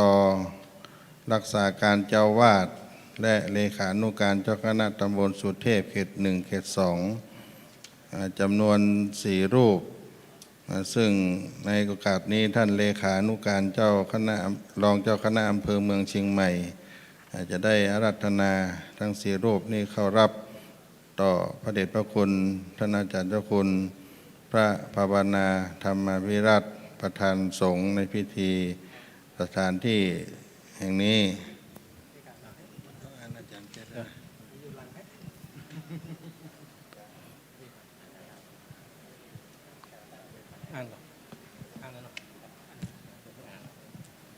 ครับที่จจชม082/2563แต่งตั้งประธานอบรมประชาชนประจำตำบลอาศัยอำนาจตามความในมาตราในข้อ5แห่งระเบียบมหาเถรสมาคมว่าด้วยการแต่งตั้งโดยอบรมประชาชนประจำตำบลพ.ศ. 2546จึงแต่งตั้งให้พระครูปัญญาสังฆการชายาจิตตโสพโนอายุ52พรรษา26วิทยาฐานะนักธรรมเอกศึกษาศาสตร์มหาบัณฑิตผู้ช่วยเจ้าวาดวัดศรีโสดาพระอารามหลวงตำบลสุเทพอำเภอเมืองจังหวัดเชียงใหม่เป็นประธานโดยอบรมประชาชนประจำตำบลสุเทพเขต1ขอจงเจริญด้วยจตุรพิธพรชัยคืออายุวรรณะสุขภละดำรงมั่นเป็นหลักในพระพุทธศาสนาตลอดกาลนานเทินแต่งตั้งณวันที่19กรกฎาคมพุทธศักราช2563พระเทพปริยัติเจ้าคณะจังหวัดเชียงใหม่คำสั่งเจ้าคณะตำบลสุเทพเขต1แต่งตั้งรักษาการเจ้าวาดวัดปันเสาอาศัยอำนาจตามความในข้อ4แห่งมหาเถรสมาคมฉบับที่19ว่าด้วยแต่งตั้งผู้รักษาการแทนเจ้าวาดออกตามความในพระราชบัญญัติคณะสงฆ์พุทธศักราช2505แก้ไขเพิ่มเติมโดยพระราชบัญญัติคณะสงฆ์พ.ศ.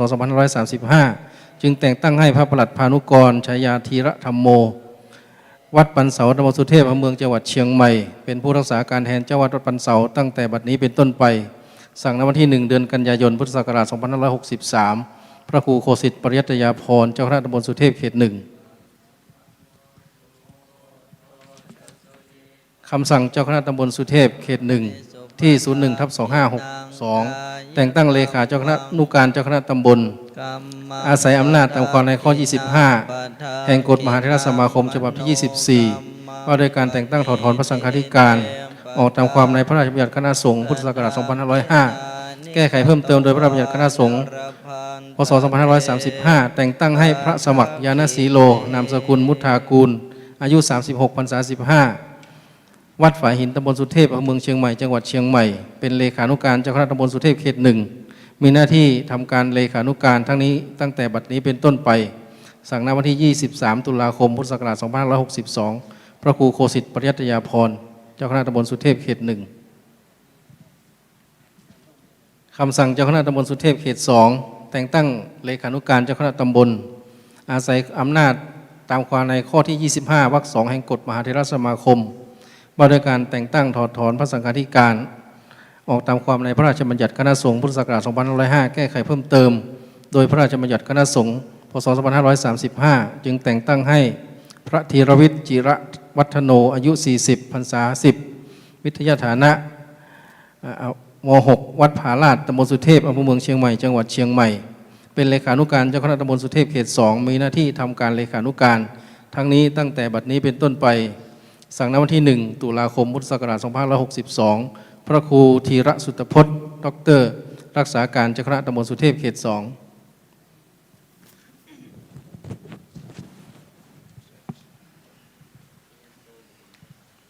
ต่อไปเราจะเข้าสู่พิธีอันเป็นหัวใจของโครงการธรรมะสัญจรในวันนี้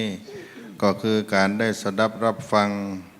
พระราชธรรมเทศนาในวันนี้พระเดชพระคุณหลวงพ่อท่านเจ้าคุณพระภาวนาธรรมาภิรัตน์ได้อาราธนานักเทศน์เสียงทองคำพีทองไม้ทองจากวัดโลกมูลีแล้วก็เป็นอดีตสัมมาเนรธรรมะทองมาด้วยทองทั้งนั้นวันนี้นะคือท่านพระครูปรัตทีนวัตยานะสิทธิวาทีหรืออดีตสัมมาเนรฟุกตอนนี้เป็นตุปี้ฟุกได้เป็นองค์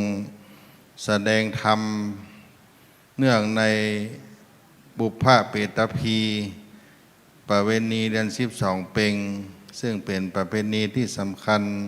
ของชาวพุทธโดยเฉพาะชาวพุทธล้านนาได้ถือโอกาสวันนี้เป็นวันตาลให้กับครูบาเจ้าศรีวิจัยนักบุญแห่งล้านนาไทยหลวงปู่ทอง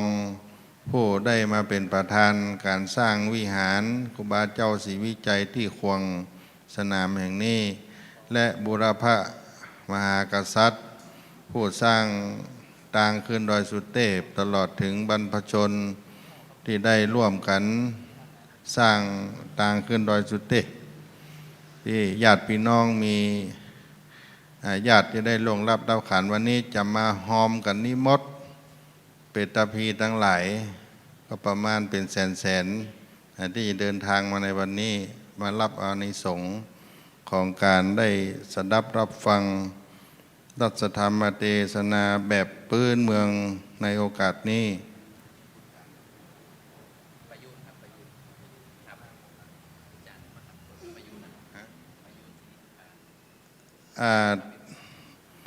ขอคุณพ่อขันดอกกันละเฉลิมชัย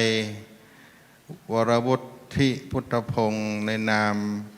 สถาบันครูบาเจ้าศรีวิจัยและมหาชนพี่น้องทุกท่านในโครงการธรรมะสัญจรได้ประเคนขันดอกไม้ตามธรรมเนียมแบบเบ้าโบราณล้านนาเฮาเพื่อขอสมาทานเบญจศีลและลำดับต่อไปนั้นท่านสท.ประยูนจะได้เป็นผู้นำอาราธนาศีลเบญจศีลเป็นลำดับต่อไปก็ขอเจริญพรเนอ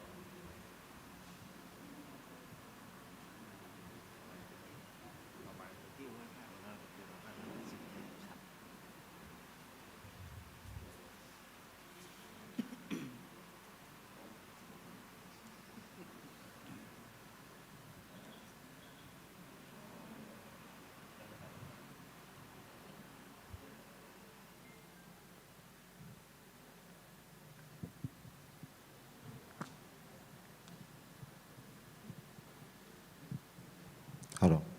ครับ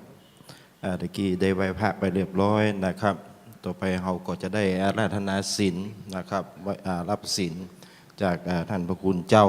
นะครับองค์เทศครับต่อไปก็จะได้อาราธนาศีลพร้อมกันนะครับ มะยังพันเตติสรเนนะสหปัญจศีลานิยาจามะทุติยัมปิมะยังพันเตติสรเนนะสหปัญจศีลานิยาจามะตติยัมปิมะยังพันเตติสรเนนะสหปัญจศีลานิยาจามะ นะโมตัสสะภะคะวะโตอะระหะโตสัมมาสัมพุทธัสสะนะโมตัสสะภะคะวะโตอะระหะโตสัมมาสัมพุทธัสสะนะโมตัสสะภะคะวะโตอะระหะโตสัมมาสัมพุทธัสสะ นะโมตัสสะภะคะวะโตอะระหะโตสัมมาสัมพุทธัสสะนะโมตัสสะภะคะวะโตอะระหะโตสัมมาสัมพุทธัสสะนะโมตัสสะภะคะวะโตอะระหะโตสัมมาสัมพุทธัสสะ พุทธังสรณังคัจฉามิ พุทธังสรณังกัจฉามิ ธัมมังสรณังคัจฉามิ ธัมมังสรณังกัจฉามิ สังฆังสรณังคัจฉามิ สังฆังสรณังกัจฉามิ ทุติยัมปิพุทธังสรณังคัจฉา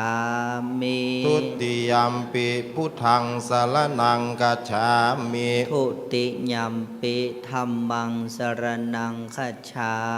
มิ ทุติยัมปิธัมมังสรณังกัจฉามิ ทุติยัมปิสังฆังสรณังคัจฉามิ ทุติยัมปิสังฆังสรณังกัจฉามิ ตติยัมปิพุทธังสรณังคัจฉามิ ตติยัมปิพุทธังสรณังกัจฉามิ ตติยัมปิธัมมังสรณังคัจฉามิ ตติยัมปิธัมมังสรณังกัจฉามิ ตติยัมปิสังฆังสรณังคัจฉามิ ตติยัมปิสังฆังสรณังกัจฉามิ ปานาติปาตาเวระมณีสิกขาปะตังสมาธิยามิ ปานาติปาตาเวระมณีสิกขาปะทังสมาธิยามิ อทินนาทานาเวระมณีสิกขาปะตังสมาธิยามิ อะทินนาทานาเวระมณีสิกขาปะทังสมาธิยามิ กาเมสุมิจฉาจาราเวระมณีสิกขาปะตังสมาธิยามิ กาเมสุมิจฉาจาราเวระมณีสิกขาปะตังสมาธิยามิ มุสาวาทาเวระมณีสิกขาปะตังสมาธิยามิ มุสาวาทาเวระมณีสิกขาปะทังสมาธิยามิ สุราเมรยมัชฌะปมาทัฏฐานาเวระมณีสิกขาปะตังสมาธิยามิ สุลาเมรยมัชฌะปมาทัฏฐานาเวระมณีสิกขาปะทังสมาธิยามิ อิมานิปัญจสิกขาปตานิสีเลนะสุขติงยันติสีเลนะโภคะสัมปทาสีเลนะนิพุตติงยันติตัสมาสีลังวิโสทะเย ในเมื่อทุกท่านได้สมาทานเบญจศีลไปแล้วเราจะได้สดับรับฟังพระราชธรรมเทศนาการพิเศษในปุพพเปตพีในเดือน12 เพ็งวันนี้ขอเจริญพรท่านวันเพ็ญธรรมเทศรองนายกเทศมนตรีตำบลสุเทพเป็นตัวแทนอุบาสกอุบาสิกา ได้จุดเตียนปูจาพระธรรมเทศนาญาติโยมทั้งหลายการนี้เป็นการที่จะได้อุทิศไปให้ผู้ได้ล่วงลับรับขันไปขอให้ทุกท่านได้ตั้งอกตั้งใจได้อธิษฐานในใจตัวเก่าเพื่อจะได้เอาพระอานิสงส์แห่งพระธรรมมาเทศนาในโครงการธรรมสัญจรซึ่งเทศบาลตำบลสุเทพเป็นเก้าเจ้าอุปถัมภ์ในการดำเนินงานครั้งนี้เป็นเบื้องต้น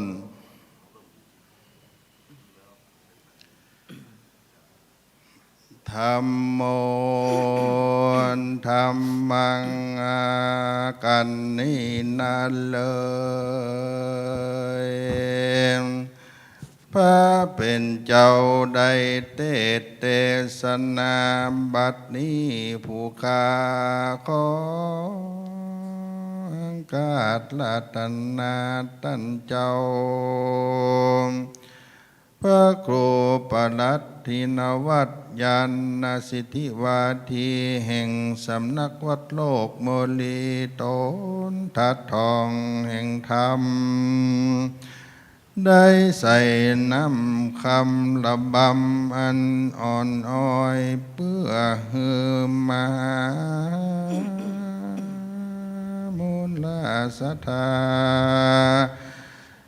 ข้าเจ้าตั้งหลายใหญ่น้อยได้หายมองตามก้อยดาวฟังรักษธรรมมันนินามเป็นการวิเศ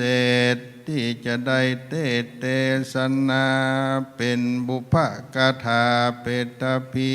อานิสงส์อันเลิศเลวขออาราธนา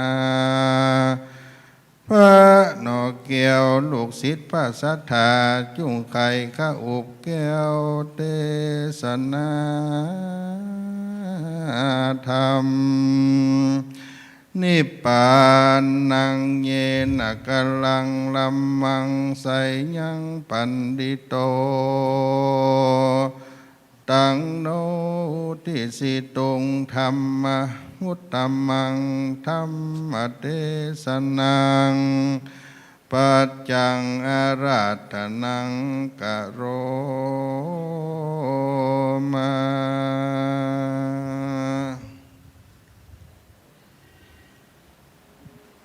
ศีลธรรมนำสุขทุกสมัยเราเป็นไทยเพราะมีธรรมประจำชาติหากไร้ศีลสิ้นธรรมต่ำอำนาจประเทศชาติจะอยู่รอดได้อย่างไร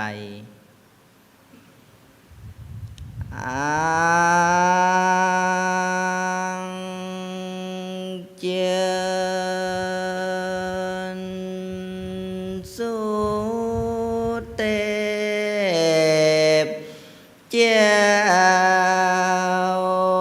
เจ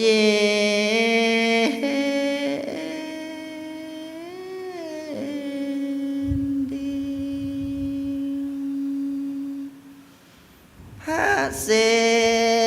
ตังขมานี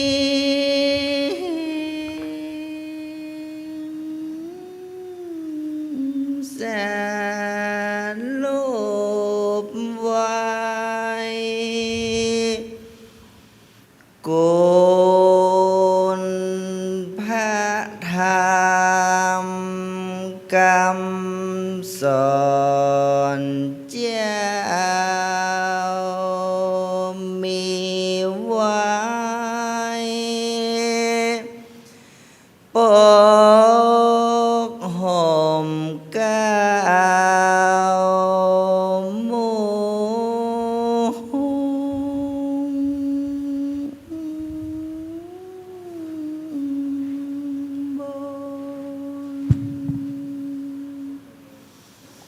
กุลพระ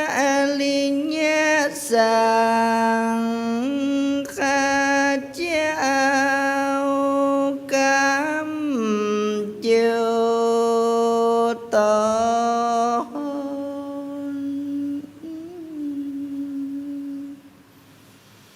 จุม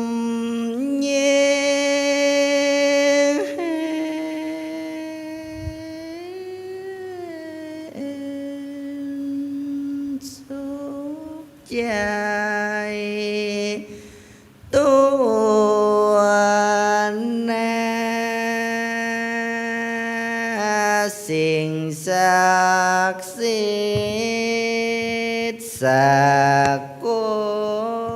ลโลกและขาดจัดภายมันเถิน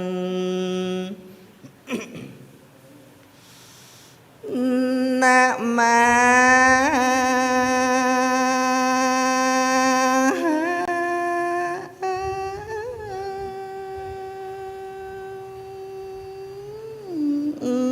มีสิลาเส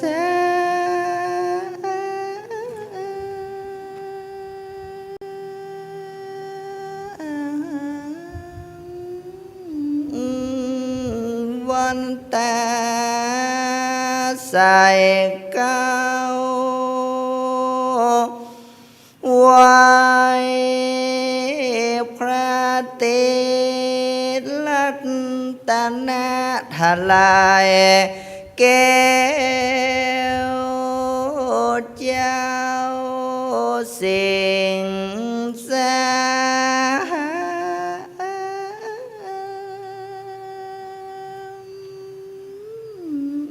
องค์อาจเฮอแล้วเสียยังความผาส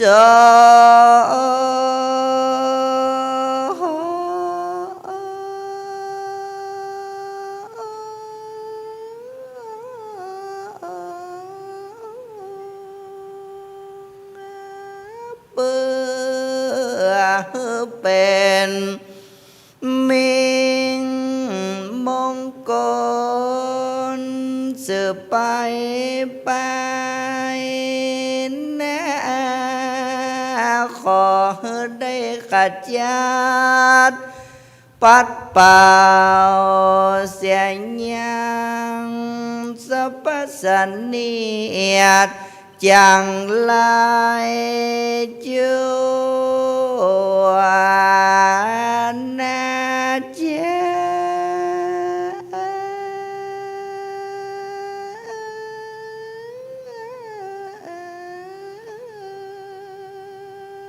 ขอมนุษย์ในโลกและได้อยู่สุขเจริญนาเจ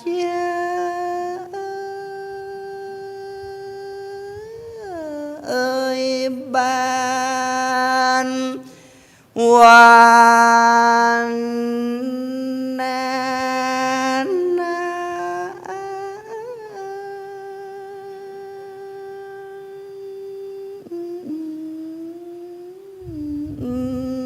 แลนะ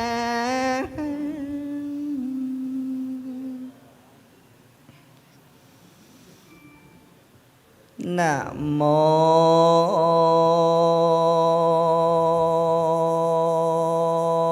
ตัสสะภะคะวะโต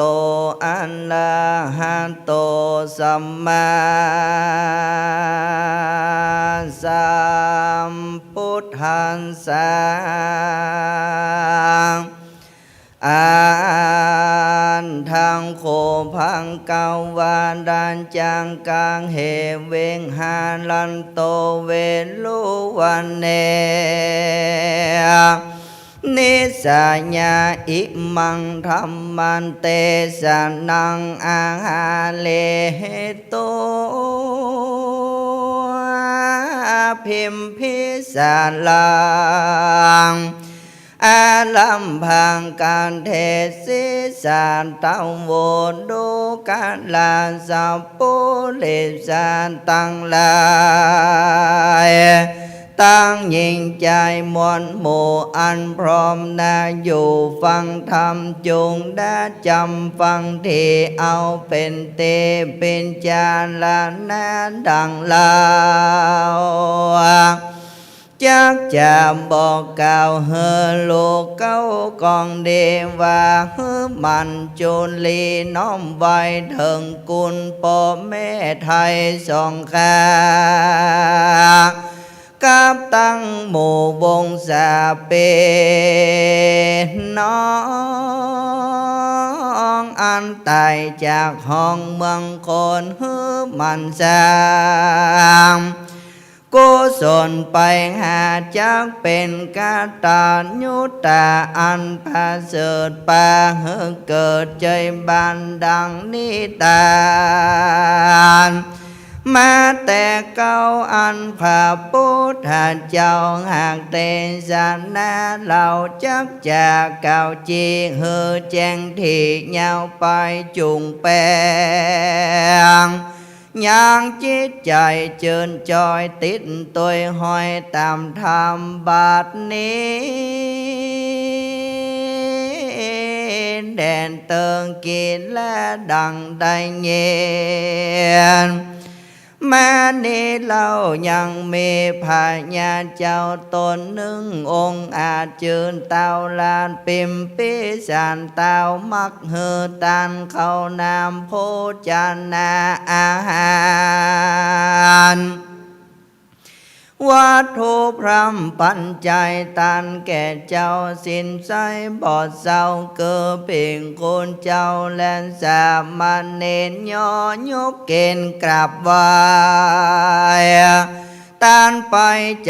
จบอกขานสังวันและนาละติญาณในกลางคืนวันนั้นเต้าตนลาดนอนอยู่ภานสารสังเวยเสี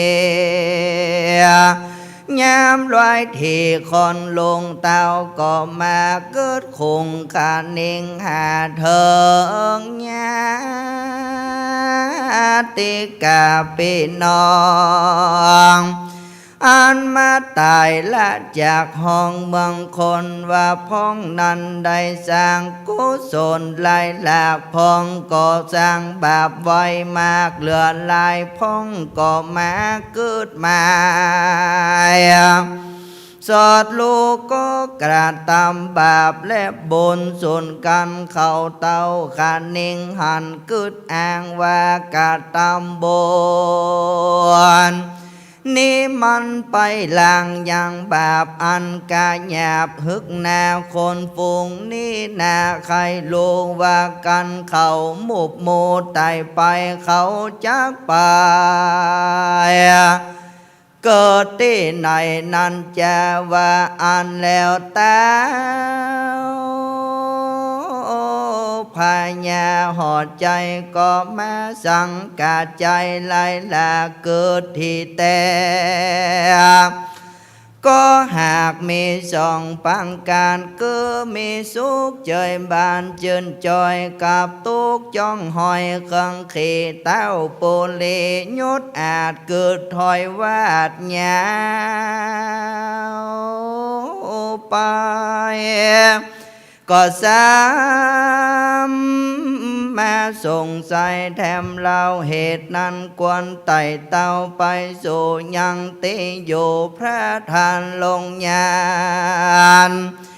แล้วน้ำมันจากการกลมเก่าของพระปูนให้เจ้าตนยศโยดได้ภายโพธิเตชะนาธรรมเต้าหอคำกึดแล้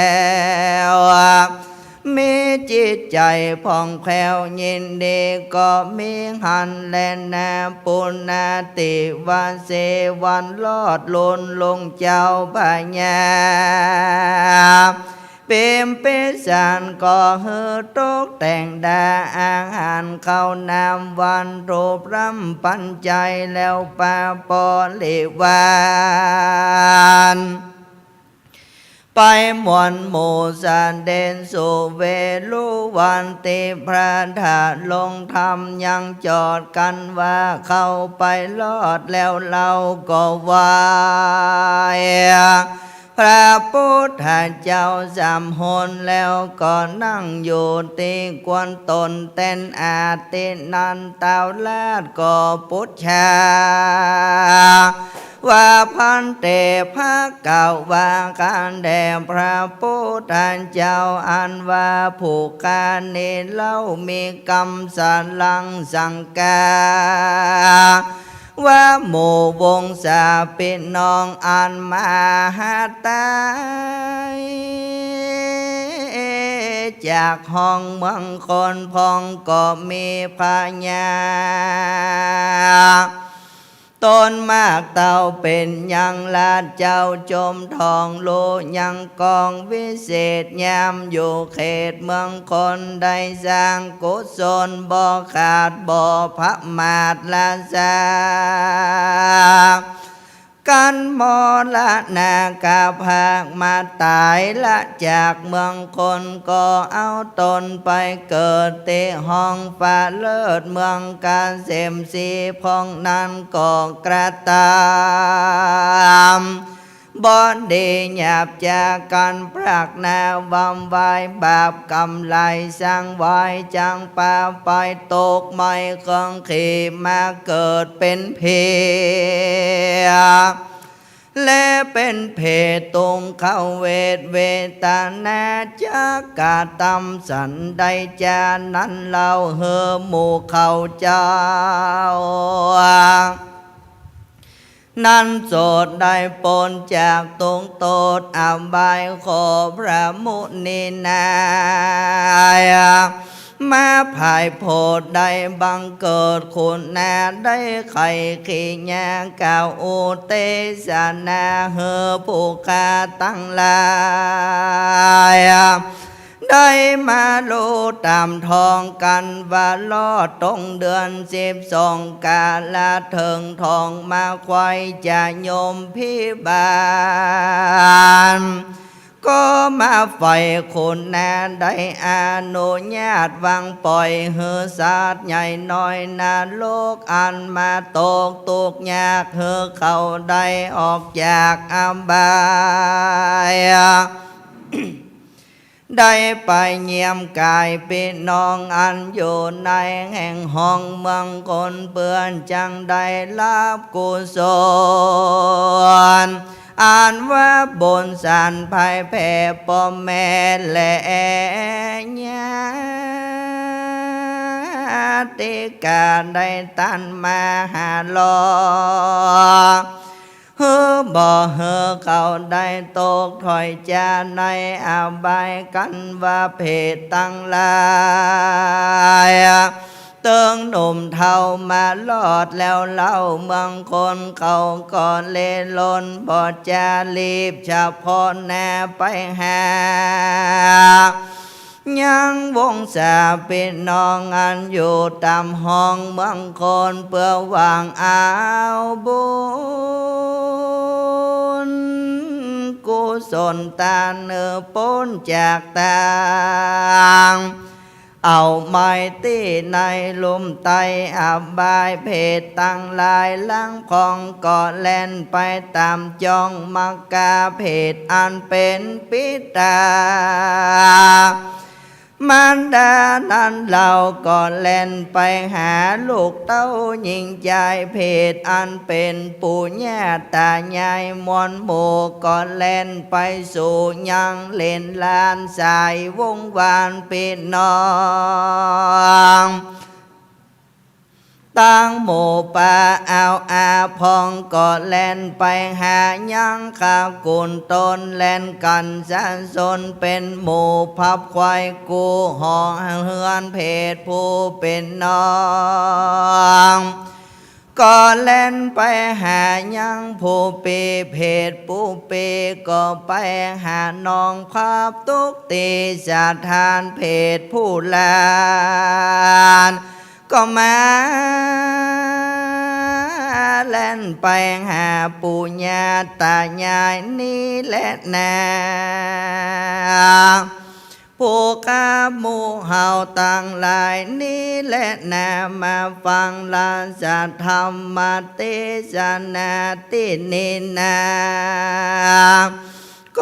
มาเก่าจะถึงผู้โมลานามวยมั่งตายจากโลกกว้างเป็นพี่เขาของมีละไว้เงือเขานั้นได้สืบเต้นมาเขาสัมปาลาใบบอดบ่อเกิดหลอดจังโจนนนจังกระตำบลมหาโอ้ยน้อนี่นะนอนาสั่งมาทุกขาบ่อน้อยตกตีลำบากเหลือใจจักเงียสันใดนั้นโสดเหือป้นจากโตดเมื่อไปโลนอันใดกาตาติการมานั้นจะส่วนหมู่เพศอันเป็นสามีการและพาเลงยาเขาก็จะจมสามหลายอันว่าลาวได้มาอยู่รวมกันแต่ก่อนยามอยู่บ่อนเมืองคนกันว่าเราได้เอาตนตายจากได้มาตกทุกข์ยากในอบายพ้องนั้นยังลูกกึดหาเป็นเตือใจไฟเอื้ออะไรได้กระทำบุญไปบ่ขาดหลังน้ำหยาดไปหาฝูงญาติกาเป็นน้องกระตำบุญมาหาก็พ้นจากเพศก่อนได้กับกายเป็ดกายญามาเป็นเทวบุตรเทวดามาอยู่ตามแหล่งลาเมืองคนส่วนว่าตนเทวบุตรเทวดาอันที่อยู่เมืองคนกันรู้ว่าพี่น้องตนอันเป็นเพศมาปนจากเขตเครื่องกาก็ปากันแม่บอดจาปันดังเทวบุตรเทวันดาฝูงอันเป็นวงศาพี่น้องอันอยู่แห่งห้องเมืองสวรรค์ปุณนาทิวเสกันลอดวันลุนลุงเจ้าพญาเจ้าหอคำก็ไข่กำโอกาสเฮืออามาตั้งตาเป่าปัญจาไปมวนโมเฮือได้พรำลูกกองดีว่าเฮือกันปากันเว้นนีตั้งแบบอันกายหยาบจูมพระการเฮือปากันตันยาขาดมีศีลสะอาดรักษาแล้วอุทิศสามบุญไปหาพี่น้องอันมาตายจากห้องเมืองคนนี่แหละนายังกินจีก่อตัวไปแล้วหยาดน้ำใสตกตอดอุตินสาบุญไปหลอดวงศากับตังญาติกาพี่น้องอันมาตายละห้องหนอเมืองคนหล่อนว่าเขาได้เอาตนไปบอดจางไปตกอยู่ในระหว่างอาบายได้กลายมาเป็นผีและเป็นเพศทุกขเวทเวทนาก็ขอพระละบุญกุศลนินนาไปลอดเขาเจ้าตั้งหลายส่วนว่าเพศนั้นกันได้พันพายได้พ้นจากต่างที่ผ่านก็ได้สาวสุขสำราญอยู่เมืองฟ้าคงเขตลาตาว่าติงสาเป็นเทวบุตรเทวดาอยู่สร้างในวิมานกว้างอันประเสริฐมีของทิพย์เกิดจูอันก็มีแลส่วนวานเทวบุตรเทวดามวลหมู่อันมาสู่เมืองคนกันถ่ายปอนเนื้อตนพ่อแม่ต ตั้งเท่าแก่วงศาญาติกาเมียนแล้วก็ปากันกัดแก้วขึ้นสู่ในเตียงอยู่แห่งตนก็มีหันแลนาเตจานาว่าส่วนยิ่งใจมวลหมู่อันที่อยู่ปุเรียกันลอดวันประเวณีเดือน12มาลอดเขาก็ปากันตอดเตตานยังพิขาหารเข้านามวัตถุพรำนานาแล้วอุทิศสามบุญไปหาเป็นน้องอันมาตายจากห้องหนอเมืองคนว่าขอบุญกุศลนี่เล่าไปหลอดเขาเจ้าตั้งลายแม้นว่าใจกายมีตุกข์ใดเถิงสุขสาเวยสีแม้นว่าบุญมีพระเสริฐได้บังเกิดมีมากาขอฮืญาติกามวลหมู่ได้พันภายพ้นจากต่างตุกยากจุปาการได้สุขใจบานคำเจ้าเฮืมปันได้ลอดเวียงแก้วยอดมหาเน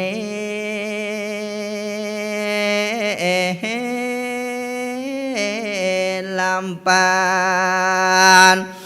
บุญตั้งหลายอันประเสริฐปางเกิดจวนจะดีกันว่าตายนี้มวยมั่งจากโลกกว้างโลกกาบุญจากป่าไปเกิดที่จันฟ้าเลิศเมืองสวรรค์ได้สุขคืนจืนจอยสมไฟห้อยผาธนาก็มีดังกล่าวมานี้และนานี้ที่ตั้งขีญาสังวันนาวิเศษจะห้องเหตุยังปูพาเปตะเพก็บังกมสมเลศเสด็จ อันตมยังสาธุกรังกโรมาเสสาธุสาธุสาธุราชธรรมบุพภาเปตพีเป็นที่ละเมาเอาใจหลวงพ่อเจ้าคุณบอกว่าลืมคิงไปเป็นเตี้ยเป็นที่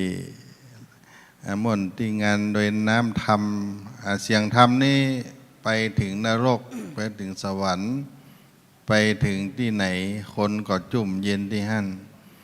วันนี้ท่านนายกธัญศักดิ์แสงสีจันทร์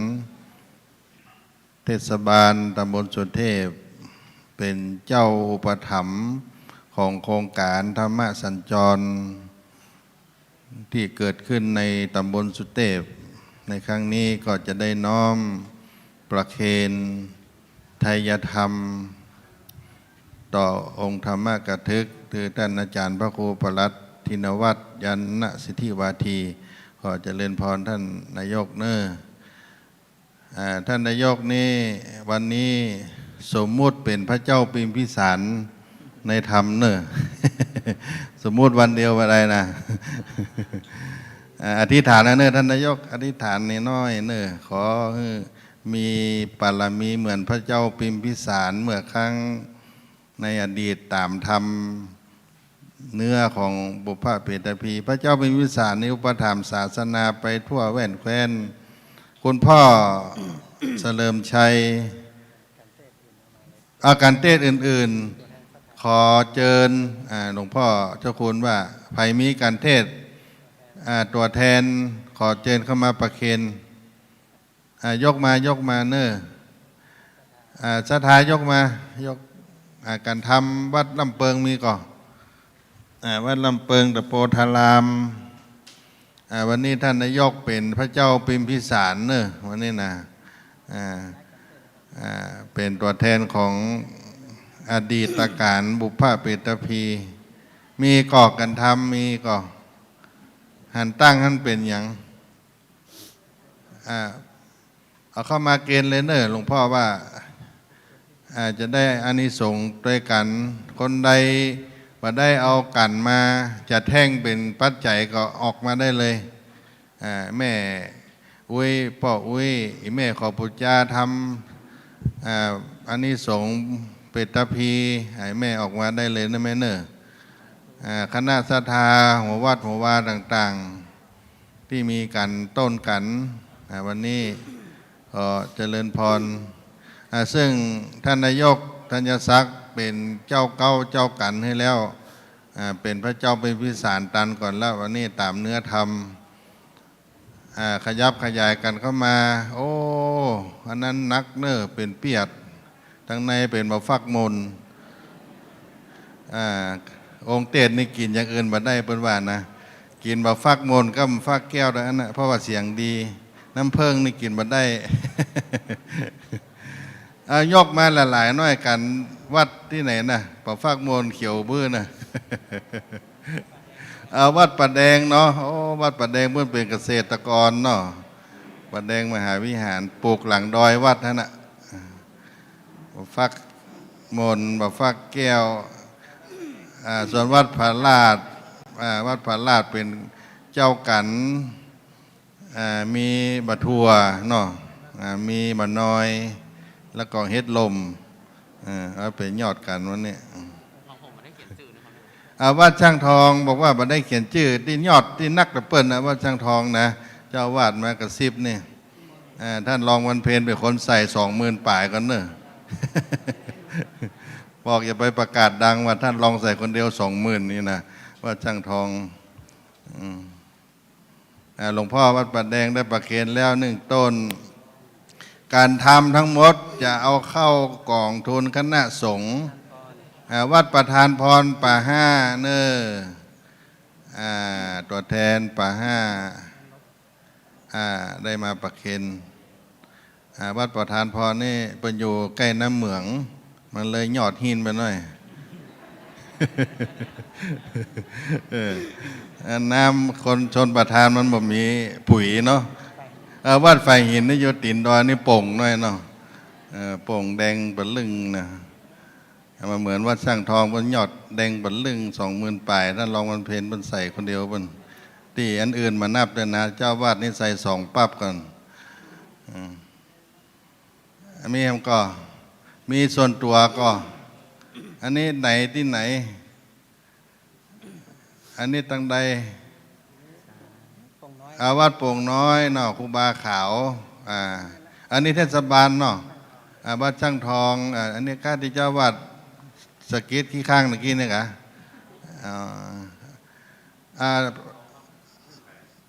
เจ้าอาวาสเจ้าอาวาสวัดช่างทองนิมนต์จะได้หันนิมนต์เจ้าอาวาสไปไหนไปประเคนเนี่ยกัมไปประเคนเนี่ยกัมอันนี้ขอประกาศให้ฮู้เนอะว่าช่างทองร้องไห้เอาแมทออกอย่างเปิ้นหูจักเจ้าวาดหน้าเป็นไผนั่นกะต่อไปท่านเทศบาลเดียวกันเนอะเอาตั้งเก้าดีๆจะได้ถ่ายรูปมีขันก็ใส่ขันดอกกันก็ได้ท่านลองขันดอกนั่นน่ะท่านลองก็ขันดอกเกศถวานั่นกะอันนี้ท่านนายกและท่านรองนายกอันนี้ปุจจากันทำเนออันนี้เป็นเช็คเนอเพราะว่าลักเจ็ดใส่บันไดมันซองมันแปบไปลักเจ็ดนี่มันถ้าใส่นั่งมันจะอุ่นมันจะก็อนุโมทนาสาธุด้วยการ3 ครั้งเนอสาธุสาธุสาธุอันนั้นก็ยกไม้กำเนอ ตั้งใดหมู่เจ้าเปิ้นหายไปละอันนี้ถ้าจะเป็นสลากโจกก็มีเจ้าของ ยกมา มีจืดที่ห้างก่อนหันกระดาษไว้ฮะอันนี้สังหน้าหมูเอาวาดปันเสาเนาะอาจารย์เจ้าวาดใหม่ตัวเจ้าวาดใหม่นิมนต์โชว์ตัวหน่อยวัดช่างทองกับวัดปันเสานี่เปิ้นหุ่นงามแล้วเปิ้นรับเจ้าวาดตำบลสุเทพนี่นะ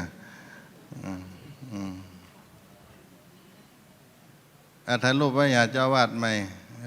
เนี่ยปันเสาก็เป็นวัดในตำบลเนาะเอาวัดสวนดอกบนเต้นแก้วลงมาก่อนเนอะทุกพี่เอาบนเต้นแก้วลงมาวัดสวนดอกบูผาลามสวนดอกแก้วโบบานสำหรับมูลนิธินี่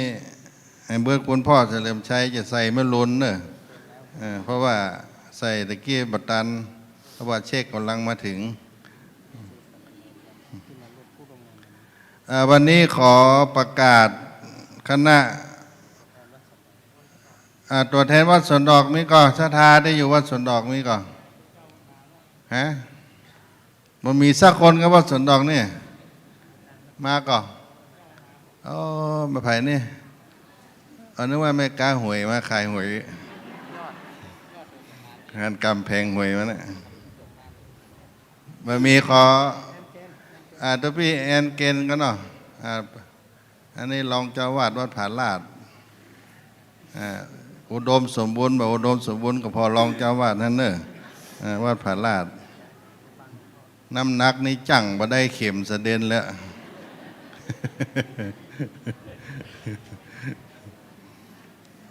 ขอโอกาสประกาศวันนี้คณะผู้ร่วมงานทั้งหมด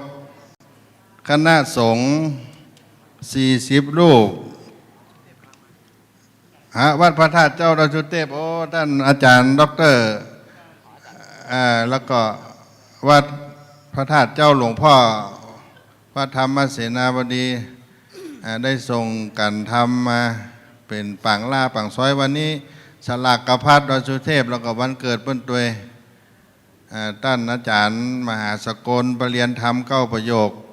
ท่านพระครูวินัยธรด็อกเตอร์ชัยพิชิตทั้งสองท่านนี้ได้อัญเชิญการทำพิเศษลงจากดอยสุเทพแต่เจ้านี่มีอยู่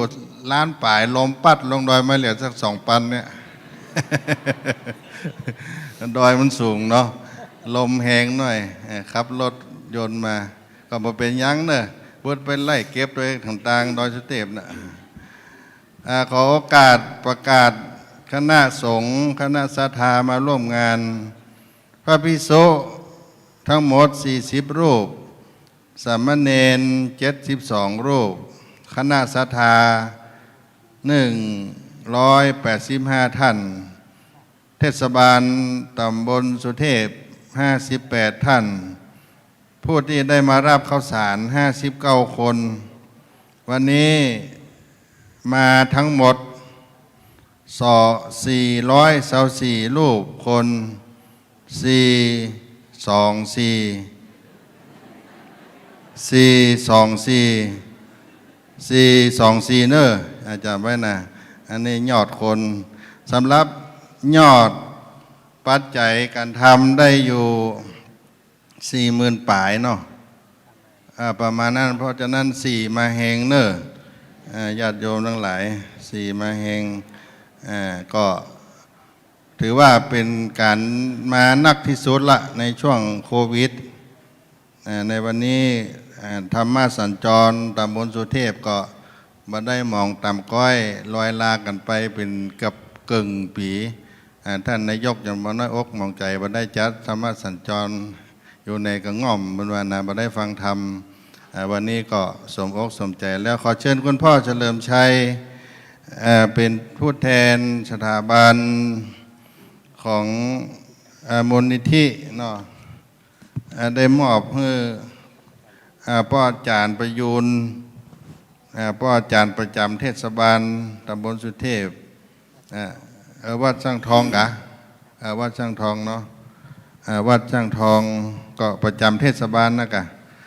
อยู่เทศบาลเข้ามารับตั้งนอกเนาะจะได้ถ่ายรูปด้วยท่านสท.ประยุนเป็นพ่ออาจารย์สร้างภาพถ่ายรูปเป็นไว้กำเนิดคุณพ่อเป็นเจ้าอุประถมภ์มูลนิธิก็พูดจาตามแบบเบ้าโบราณล้านนาของเราอันดับต่อไปนี้ญาติโยมท่านสาธุชนทั้งหลายวันนี้พระเดชพระคุณหลวงพ่อเจ้าคุณพระภาวนาธรรมาภิรัตน์ศิษย์เอกของหลวงปู่ทองหลวงปู่พระพรหมมงคลหลวงปู่นั้นเคยได้มาวางก้อนอิฐแผ่นศิลาฤกษ์สร้างวิหารครูบาเจ้าศีลธรรมที่นี่วันนี้หลวงปู่รับไปด้วยสังขารแต่ว่าธรรมของหลวงปู่นั้นมาที่นี่และธรรมภาวนาภิรัตน์นั้นเป็นนามมงคลของหลวงพ่อจะได้เป็นตัวแทนของหลวงปู่ทองได้ฮือโอวาทในการจัดโครงการธรรมสัญจรเปรียบเสมือนดังหลวงปู่ได้มาฮือธรรมะเช่นเดียวกันดังนั้น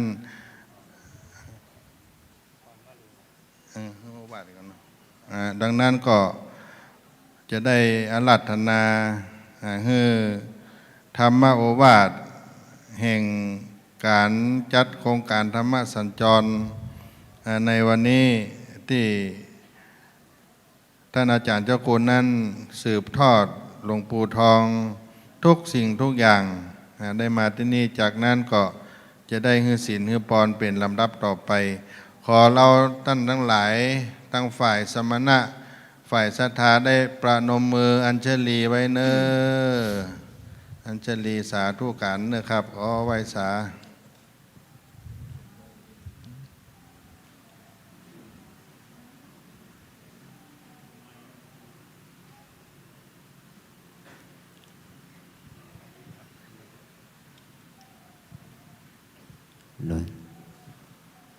ขอความน้อมของข้าพเจ้าจงมีแด่พระรัตนตรัยขอกราบในบุญบารมีของท่านครูบาเจ้าศรีวิจัยอันเป็นที่เคารพอย่างยิ่งขอโอกาสกับท่านอาจารย์พระครูโคสิทธิ์ปริตยาภรณ์เจ้าคณะตำบลสุเทพเขตหนึ่งพระครูธีรสุตพจน์เจ้าคณะตำบลสุเทพเขตสองตลอดถึงพระสงฆ์องค์เนรทุกรูปขอเจริญพรท่านเฉลิมชัยวรวุฒิพุทธิพงศ์อันในนามของมูลนิธิสถาบันครูบาเจ้าศรีวิจัยท่านนายกเทศมนตรีท่านรองนายกและคณะศรัทธาสาธุชนญาติโยมทุกหมู่เหล่าที่เราทั้งหลายได้มาวันนี้ได้มาทำบุญที่นี่มันเป็นก็เป็นวันกตัญญูกตัญญูฮู้คุณของผู้มีคุณของเฮาอันมีพ่อแม่พี่น้องปู่อุ้ยเมมอนครูบาอาจารย์ซึ่งที่ท่านได้ฮือธาตุสังขารของพวกเฮาได้ดำเนินมาสืบเนื่องกันมาตามลำดับจนถึงรุ่นของเฮานี้แล้วเฮาก็ได้ทุกสืบลูกสืบหลานไปแหมต่อไปภายภาคหน้าสิ่งที่เราได้ทำกันวันนี้ก็เป็นการแสดงออกซึ่งความกตัญญูต่อพระรัตนตรัยเป็นเยี่ยมเป็นยอดคือเรากตัญญูต่อพระรัตนตรัยเพราะพระพุทธเจ้าได้ทรง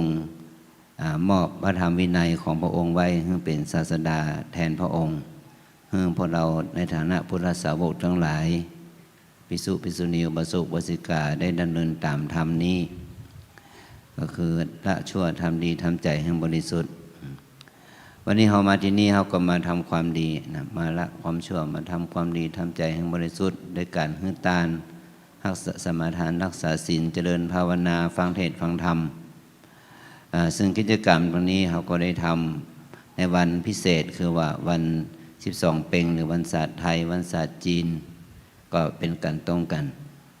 มาเรียกว่าเฮาน้อมนึกถึงคุณพ่อคุณแม่คุณปู่อุ้ยแม่มอนคุณบรรพบุรุษอันได้ เจ็ดเจนเป็นเก้าก็เจนเป็นแดนสันเจนขกุลเป็นขนาดตามกำปอนพัฒนาถึงว่าเขาสามารถที่จะเอื้อบุญกุศลนี้อุทิศบุญกุศลนี้ไปถึงพ่อแม่พี่น้องบรรพบุรุษของเรานั้นให้เปิดได้รับอนุโมทนาบุญกับบุญกุศลที่เราได้ทำณวันนี้ซึ่งก็เป็นสถานที่พิเศษอย่างที่ท่านเฉลิมชัยท่านได้พูดกี่ว่าเนี่ยเป็นพื้นที่ที่เขาสร้างเพื่อเป็นการบูชาคุณครูบาเจ้าที่ท่านได้มีคุณเป็นลมโพลมไส้หรือว่าเป็นสายทานธรรมทางด้านจิตใจในการสร้างสมบารมีธรรมของพวกเราทั้งหลายแล้วก็ถือว่าเราได้ทำความดีนี่สืบเนื่องกันมาโดยนึกถึงคุณของพระเดชพระคุณหลวงปู่พระพรหมมงคลที่ได้มาวางฐานบางศิลาฤกษ์นี้ให้เกิดขึ้นแล้วก็โดยอาศัยทางคณะกรรมการที่มีความเลื่อมใสศรัทธาในครูบาเจ้าดำเนินการโดยเฉพาะก็คือท่านพระครูธีรสุตตพจน์ที่ได้มาช่วยบริหารงานกับคณะกรรมการมูลนิธิทำให้สถานที่นี้เกิดขึ้นมาได้โดยมีคณะสงฆ์และคณะอุบาสกอุบาสิกาที่มีความสำเร็จศรัทธาในปรมีธรรมปรมีธรรมก็คือเป็นการสร้างสมเพื่อความสมบูรณ์ของชีวิตเฮานะปรมีธรรมของพระพุทธเจ้าคือพระพุทธเจ้าก่อนดีพระองค์จะได้เป็นพระพุทธเจ้าพระองค์ก็สร้างปรมีธรรมในฐานะเป็นพระโพธิสัตว์พระปัจเจกพุทธเจ้าเป็นสร้างปรมีธรรมเป็นเต็มแล้วเป็นก็ได้เป็นพระสำเร็จเป็นพระปัจเจกพุทธเจ้านะพระอรหันตาสาวกของพระพุทธเจ้าทุกองค์เป็นก็ได้สร้างปรมีธรรมของเปิ้นเมื่อบารมีธรรมเต็มแล้วเป็นก็ได้เป็นพระอรหันตสาวกเนี่ยของพระพุทธเจ้าแต่ละพระองค์เฮาก็เช่นเดียวกันเนาะเฮาก็ต้องสร้างบารมีธรรมของเฮาทุกคนที่มาที่นี่เฮาก็คือเฮามาสร้างบารมีของตนเมื่อบารมีของเฮาเต็มเฮาก็บรรลุทำได้เฮาก็พ้นทุกข์ได้เข้าพ้นในทุกข์ในสังสาระได้เนี่ยว่าเขาถึงมรรคผลนิพพานได้นะเนี่ยเฮาก็ต้องสร้างบารมีธรรมของเฮาฉะนั้นสิ่งที่เฮาทำในวันนี้สิ่งที่เฮาญะในวันนี้นี่มันบ่ได้ญะเพื่อไผเนาะเป็นญะคือบำเพ็ญเพื่อเฮาเพื่อความเต็มขึ้นเพิ่มบารมีขึ้นของตัวเฮาเองอันนี้ก็เป็นสิ่งที่เฮาทำเพื่อประโยชน์แก่เฮาโดยอาศัยปรารภดำเนินตามทางบารมีธรรมของครูบาอาจารย์ของครูบาเจ้าเป็นต้นเฮาก็ดำเนินตามทางของเปิ้นว่าการสร้างบารมีนั้นก็บ่ใช่ว่าเป็นการเดินทางบนสะดวกสบายเหมือนกับโปรยดอกกลีบดอกกุหลาบนั่นแหละเนาะมันก็ต้องเจอความเจอน้ำเจอปัญหาอุปสรรคบอกให้เฮาทอดถอยในการสร้างบุญเวลาเฮาสร้างบุญสร้างกุศล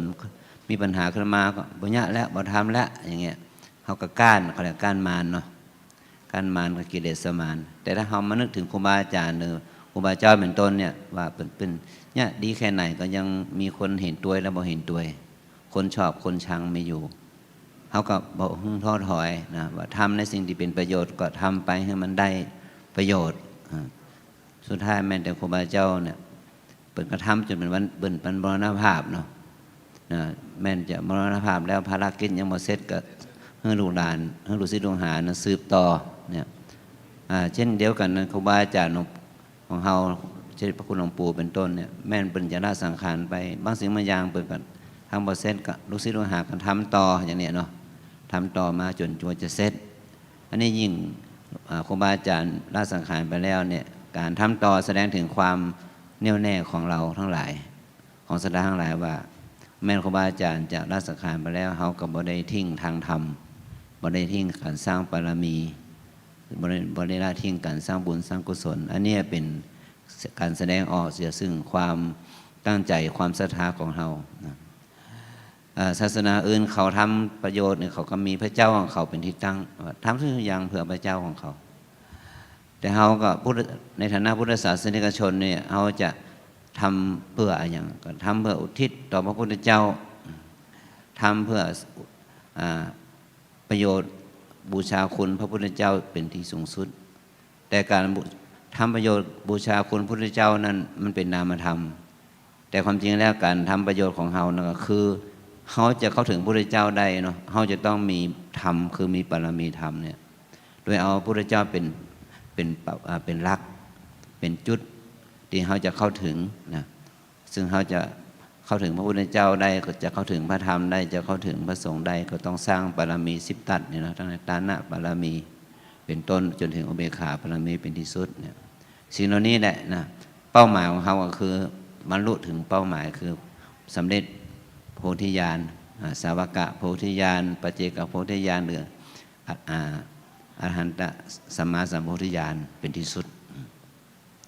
ซึ่งสิ่งเหล่านี้เป็นสิ่งที่เราจะสามารถไปได้เนาะไปถึงเหมือนกับครูบาเจ้าเปิดในสร้างหนทางขึ้นดอยสุเทพเนาะถ้าจอบแรกบ่เกิดเนาะมันก็บ่มีหนทางเดินนะแต่พอมีจอบแรกเกิดมันก็เลยมีหนทางเดินเนี่ยนี่เพราะอำนาจแห่งความบ่ท้อถอยความเพียรวิริยะบารมีขันติบารมีมันเกิดขึ้นมานี่ก็เพราะตัวนี้เองฉะนั้นสิ่งที่เราทำนี้ถือว่าเราทุกคนได้สร้างบารมีให้ตัวเองสร้างปัญญาบารมีวิริยะบารมีฐานะบารมีศีลบารมีให้ตัวเราเองก็จะเป็นผลประโยชน์เกื้อกูลเราเป็นไปเพื่อความดับทุกข์แต่ว่าคนที่บ่ได้สร้างบารมีกับเราเนี่ยณวันนี้เป็นต้นบ่ได้สร้างในฐานะที่เป็นมนุษย์อันเป็นพ่อแม่พี่น้องปู่ย่าตายายบรรพบุรุษของเราก็ถือโอกาสนี้แบ่งบุญบารมีนี่ให้แก่พ่อแม่ญาติกาวงศาทั้งหลายเพื่อเป็นได้ร่วมบุญร่วมกุศลกับเราด้วยฉะนั้นสิ่งที่เราทำนี่จึงบริว่าเราทำคนเดียวได้คนเดียวเราได้ทั้งพ่อทั้งแม่ปู่ย่าตายายญาติสนิทมิตรสหายเจ็ดเจนเป็น9ก็เจนเป็นแดนแสนเจนกับคนเป็นขนาดนั้นก็จะได้อนุโมทนาบุญกับเราด้วยขอพลังบุญกุศลนี้จงเป็นอานิสงส์เนาะเป็นกระทำเพื่อบูชาคุณครูบาอาจารย์พระเดชพระคุณ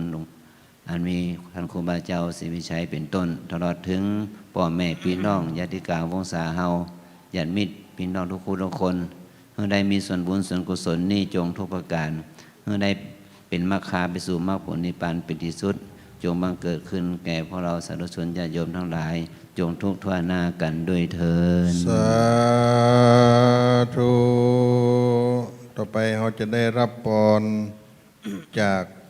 ท่านพระครูปลัดธินวัฒน์ยานณสิทธิเวทีตนเมตตาได้แสดงพระธรรมเทศนา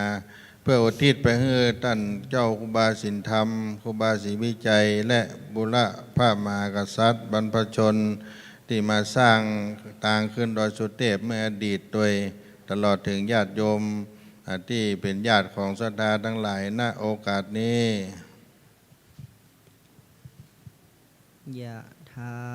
วาริวหาปุราปริปุเรนติสาครังเอวะเมวะอิโตทินังเปตานังอุปกัปปติอิจิตังปฏิตังตุมหังคิปะเมวะสมิจเจตุสัพเพปุเรนตุสังกปาจันโทปนรโสยะถามณิโชติระโสยะถาสัพพิติโยวิวัชชันตุสัพพโรโควินัสสตุมาเตภวัตวันตรายโยสุขีที่คายุโกภวะอภิวาทนาสีลิสะนิจจังวุธาปัจจายโนจตารโอธรรมาวัฏันติอายุวันโนสุขังภะลังสาธุลำดับต่อไป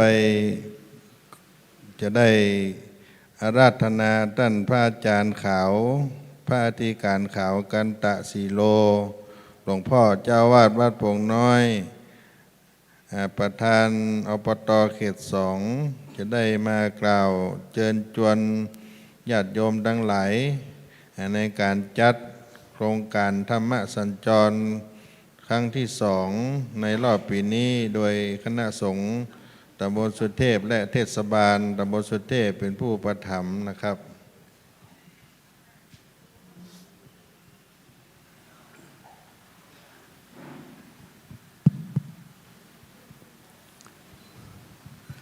ขอกราบคารวะแด่พระเดชพระคุณท่านเจ้าคุณพระภาวนา ธรรมาภิรัตน์รองเจ้าคณะอำเภอที่เคารพและก็ขอกราบคารวะท่านเจ้าคณะตำบลทั้งเขต 1 เขต 2 แล้วก็ขอเจริญพรท่านนายกแล้วก็ขอโทษไม่อาจสามารถที่จะกล่าวนามได้ทั้งหมดแล้วก็ขอเจริญพรขอเชิญชวนคณะศรัทธาทุกท่านวัดโป่งน้อยนั้นก็ครั้งที่2ก็จะธรรมสัญจรครั้งที่2วันที่25 กันยายนเวลา 18:00 น.เป็นต้นไปมิฉะนั้นก็ขอเชิญชวนญาติโยมทุกท่าน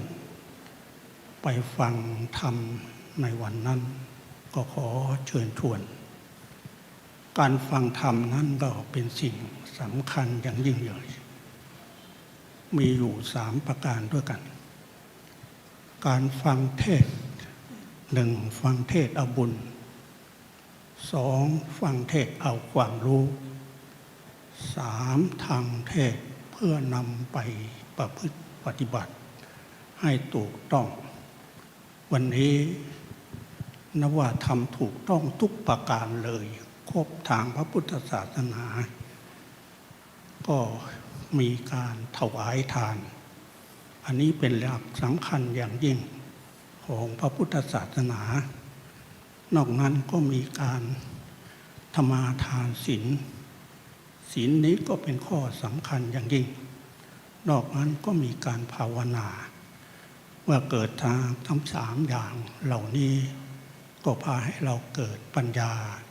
คือความเฉลียวฉลาดมิฉะนั้นวันนี้ก็นับว่าเป็นโอกาสอันดีที่ท่านทั้งหลายได้มาฟังเทศวันนี้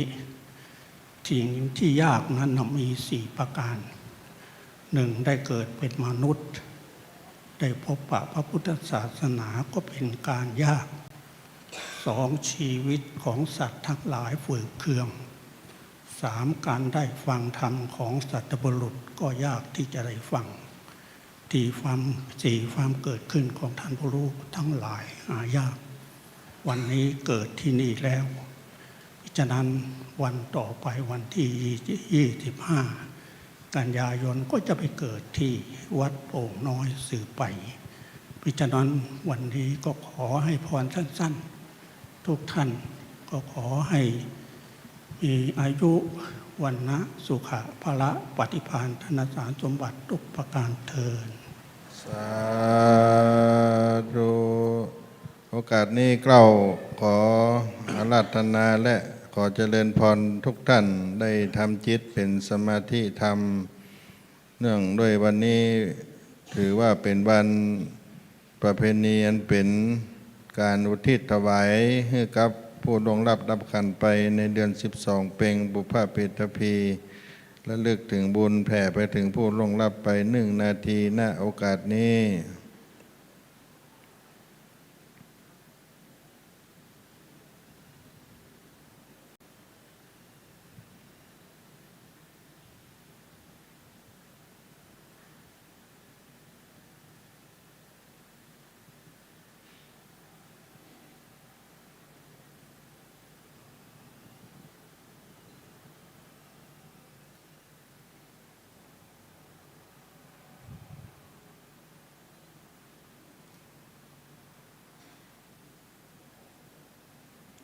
ขอกราบขอบพระคุณและอนุโมทนาขอบุญราศีทั้งหมดนี้ถึงแด่ท่านเจ้าครูบาศรีวิจัยเจ้าอันสถิตตั้งไว้ในอนุสาวรีย์แห่งนี้ตลอดถึงบุรพกษัตริย์ในอดีตผู้มาสร้างตางขึ้นดอยสุเทพตลอดถึงบรรพชนญาติโยมทั้งหลายที่ได้ลงรับดับขันไปพร้อมกันนั้นมหาเถระเจ้าตนถลงศิลศีลาธิกุลนั้นเข่งคัดพระเดชพระคุณหลวงปู่ครูบาหลวงทองวัดพระธาตุเจ้าสลีจอมตองตนเก้าได้วางแผ่นศิลาก้อนอิฐที่วิหารครู บาเจ้าศีลธรรมแห่งนี้จงได้ทราบโดยญาณวิถีได้รับรู้แห่งลูกหลานทั้งหลายณโอกาสนี้อิตังตานากัมมังนิปปานาปัจจัยโยโหนตุโนนิจจังอิตังศีลานิปปานาปัจจัยโยโหนตุโนนิจจังอิตังภาวนากัมมังนิปปานาโยโหนตุโนนิจจังยังกินจิกุสาลังกัตตปังกัมมังสะเปหิกาเตหิปุญญังโนอนุโมตันตุสุนันตุพนโตเยเตวะอัสสมิงธาเนอติกาตังกาสัตตาหุนตุสัพพสัตตานังสุขีอัตตานังปะลิอาลันโต